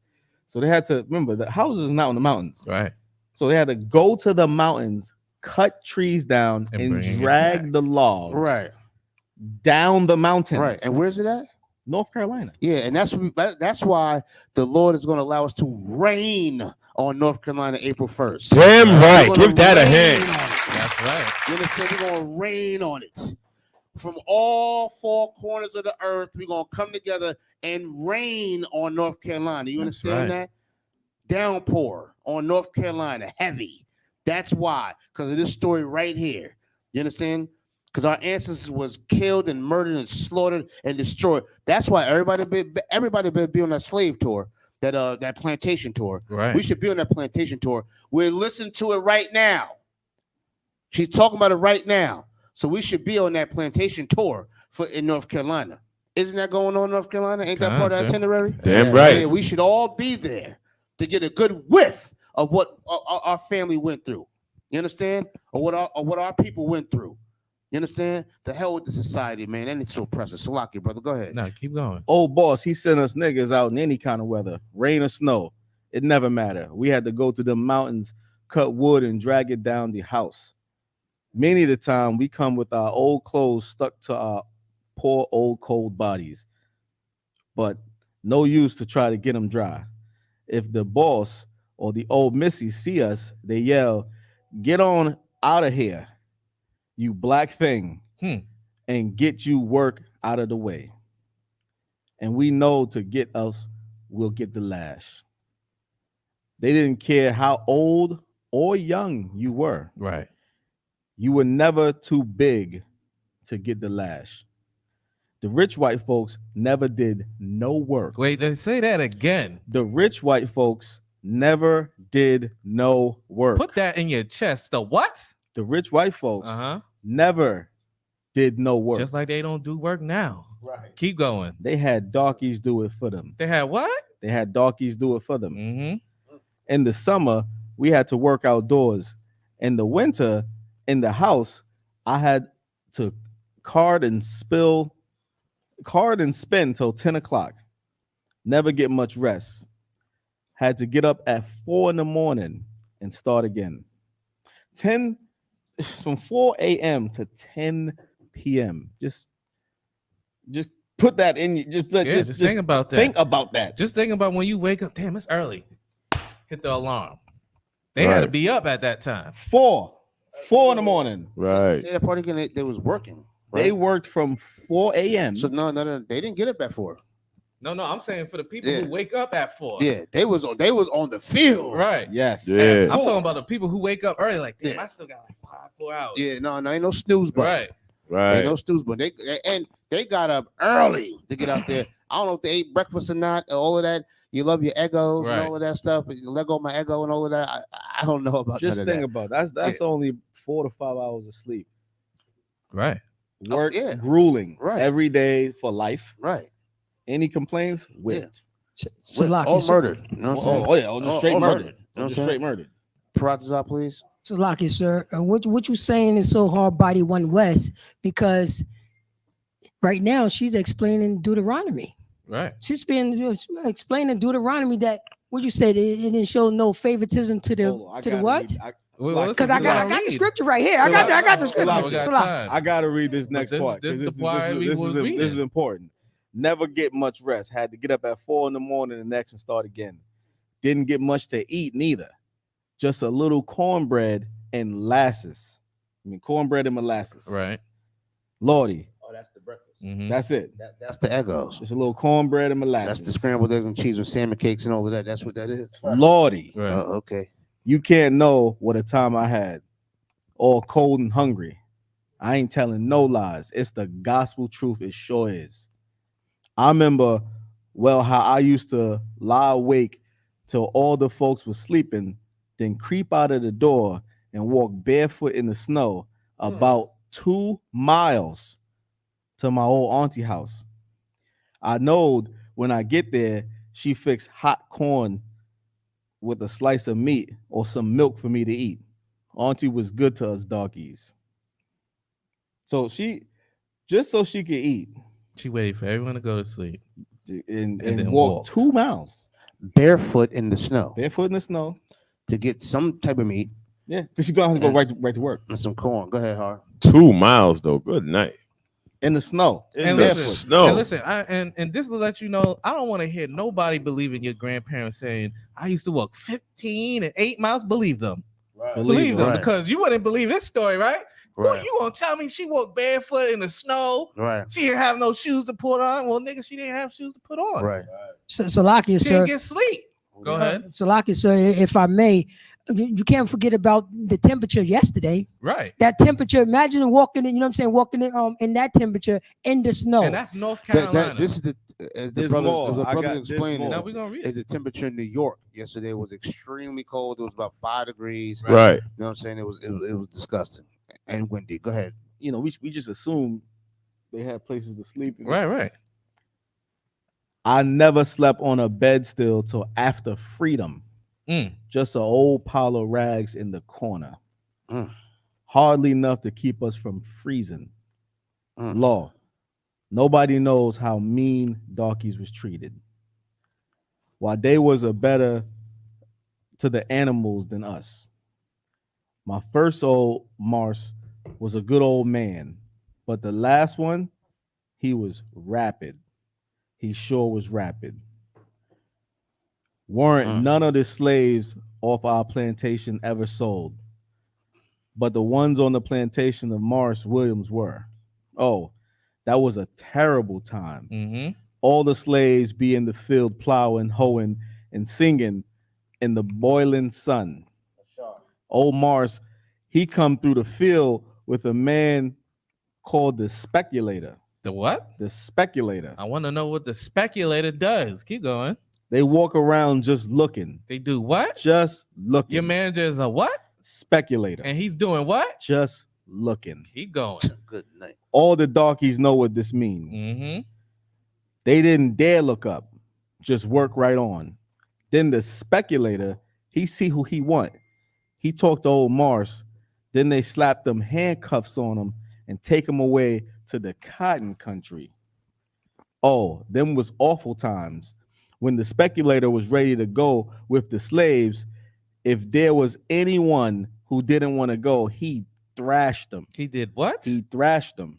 Listen, that's police officers, man. Those are your slave patrols. Then tie them behind the wagon. Listen, and there's nothing new under the sun. Where do you think these police officers get it from? These slave patrols, they got it from slavery. And make them run till they fall on the ground. Some of them run away and come back to the plantation. Then it was harder on them than before. When the darkies went to dinner, all the old nigger mammies, she asked, where am such and such? None of the others want to tell her. But when she see them look down to the ground, she just say, the speculator, the speculator. Then the tears roll down her cheek because maybe it's her son or her husband and she knows she'll never see him again. Maybe You want to cut it? All right. Read the last paragraph. Maybe they leave babies to home. Mhm. Maybe it's just pappy and mammy. Oh, my lordy, my old boss was mean, but he never sent us to the cotton country. There were very few schools back in the day and time. Very few. We darkies didn't dare look at no book, not even to pick it up. Old Missy, that is my first old Missy, she was a good old woman. She read to the niggas and to the white children. She come from across the water. She weren't like the smart white folk living here now. When she come here, she brought a darky boy with her. He was her personal servant. Of course, they got different names for him now, but in that day, they call them guinea niggas. And that's it right there, man. The chapter is still a few more, but listen, that is when I was a slave. Read the sister, say the sister's name one more time. Sarah Goodger. And she lived, how old was she? She was 121 when she gave this interview. Yeah, listen, man. And that is forgotten Black history, man. I just want to say, I'm reading the way she wrote. Right. All right. So everything, I'm even the pause breaks. I'm reading the way she wrote it, the way they wrote it. Absolutely. And that's excellent. Y'all give the brother a hand, please. No? Right. Absolutely. Oh, listen, y'all, this has been Let It Be Known, and I want y'all to understand this is Black, so-called Black History Month, and that's Black history. That your grandmother, your great aunt, your great grandmother, they walked miles in snow just to get some hot corn and meat before they went on the field at what time? 4 a.m. That's right. Until what time? 10 10 p.m. That's right. Then 10 p.m. More and than then 10. That's 2 4 to 10. shifts. Right, and then went home. I'm sure they didn't go right to sleep. Probably stayed there for about an hour or so, crying themselves half to death, and then got back up in the morning, did the same goddamn thing for life. For life. So don't complain about your little miserable, stupid, dumb, insecure, depressed life. You understand? You don't know depression. That's depression. Also, slept on rags in the corner. Everyone did it. You understand? And everyone did it. You understand? Old, young. Stand up on your feet. Stand strong. Get in this truth. That's you right. understand? Get in this truth and stand. Listen, let me tell you something. They would have ran into this truth if it was available for them. That's right. They would have ran into it. You understand? So get your privileged ass up. You know what I'm saying? Stop being babies and get on up and realize you need to be in this truth because that's what saved lives. Damn right. Your history teachers ain't teaching you this. Nobody, your Christian pastor's not teaching you this. Your imam's not teaching you this. But guess what? The Israelite School of Universal Practical Knowledge under Commander Junior Hana, we teaching you this. You know why? Damn right. To read these stories is painful. That's right. And it hurts. And it makes us sore. You understand what I'm saying? So wake up. Stop being dumb, stupid, ignorant, and being procrastinators. And come on into this truth, you understand, and get yourselves together the same way these losers up here got ourselves together. You That's understand? right. Damn that? right. And with that, we'll let it be known. We're going to end it with a song. Thank you for tuning in. That's Like, right. subscribe, share, comment. Yeah. Anyone The wants to say Passover is April 1st in Raleigh, North Carolina. It's going down. The slaughter of the land. Big shout out to Captain Akkad. The All Black Party. Big shout out. Big shout out to Captain Katazab, Officer Natazab, and all the brothers that's going to be performing. Captain Ty Wall with that new joint. Let's play that joint. Let's make sure we play Captain Ty Wall's new joint. That joint is fire. All right. This is Let It Be Known, episode 54. We are live from ISUPK headquarters in Harlem, New York. Sure. And don't forget, where is Yatazar? Where is Officer Yatazar? We still figuring that out. Somehow through his travels, he's on Clubhouse. He's walking. Pick up your phone when I call you. Nigga. Make sure you tune in to Cross the Line Radio Thursdays at 10. It's going down. And Commander General Yohana on Black Watch. That's going down on Mondays at 9 p.m. The War Report podcast. Make sure you tune in to get all your War Report information. Is going down. We got anything else? Yeah, real quick. As always, I like to always say this because, you know, we joke all the time on the show, but it's always the end on a serious note. You know what I'm saying? We have prison programs. We have food drives. We have a GED program. Right. We have counselings. We have all these stuff to help so-called Blacks, Hispanics, and Native Indians get off this drug called America. You understand? So whenever you get the chance, visit our website, isubk.com. Find your nearest school. Get in contact for whatever you need. Listen, we have food. We have all types of stuff. You need help getting food, guess what? Call your nearest school and get some goddamn food. Right. You need heat, a coat, something for the kids. We got all that. Food drives, prison program, GED, whatever, counseling. I just wanted to say that before we go. Just remember all the things we say every week about these counselings and drives that we have. That was it. Most High in Christ. And with that, y'all, let it be known. Oh, go ahead. Somebody want to say something? Yeah, Salaki, real quick. This is Priest Officer Itazar. Go ahead, brother. I just wanted to punch in. You know, the General's new channel is America on Fire on YouTube. That's America right. on Fire. Say it again. America on Fire. America on Fire. That's right. Yo, everybody, please, if y'all listening, if y'all can hear this voice right now, go to America on Fire, like and subscribe and share it. And tune in. You know what I'm saying? Commander Junior Han, that's his new channel. We're gonna rock and roll that thing out, and we're gonna set America absolutely on fire the way it should be. You understand? Big up to Commander Junior Han, Atizab the water brother for the information. You understand? We definitely appreciate that. America on Fire. Please, y'all, tune in. You know what I'm saying? And let it be known, man. America on Fire. We got it, brother. Shalom, y'all. We out. Shalom. Shalom.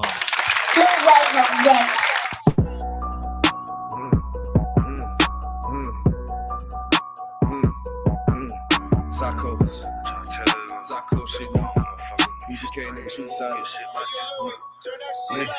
I don't even wanna talk if you can't keep some shit I told you deep. Fuck you talking about, but you a hoe with all that gossiping. Put that on my mom, you broke the code, boy. I know you switching like a faggot asshole. Boy, you pure puss. They say what's wrong with me. Sick and tired of these fuck boy with low more than energy. Can't talk positive, keep that shit far away from G. Cause this shit every day, but make it change or I cut it. All up on my shit like a bitch that say she used to know me. I can't remember shit. All this logic got me far from dummies. Ice up on my wrist like I'm shooting hoops and spraying it slowly. These bitches relay shit. Even the Bible let you know she hoeing. Fuck you got to say. Talking to niggas pulling burning ports. Seeking validation, can use a basic bitch called her Jehovah. All these niggas gay, yeah, all these niggas know I know it. Lame nigga no way, boy, your spot is small, let get reported. I walk in that bitch and the climate. I walk in that bitch and I'm shining. I walk in that comment, your highness. I'm a real nigga here with the hymen. You run, I get hit with the Heisman. Nigga acting like host for enlightenment. Bitch ain't rough style. I don't even wanna talk if you can keep some shit I told you deep. Fuck you talking about, but you a hoe with all that gossiping. Put that on my mom, you broke the code. Boy, I know you switching like a faggot asshole. Boy, you pure pussy. They say what's wrong with me. Sick and tired of these fuck boy with low more than energy. Can't talk positive, keep that shit far away from G. Cause this shit every day, but make it change or I cut it deep. Listen to the G, got these diamonds down like James Brown. Let's see where I be, I see you talking to her from out of town. Stick up by the bean, now that shit ain't even for fashion fool. Up the type to cut your head off and watch it rotten too. AR-223, one hit wonder, bitch, I know I'm striking. Shout out Cub Key, no it's 2G like lightning. These niggas around the hood don't understood that I'm far from normal. PK the shield, let you know that I don't fuck with muscles.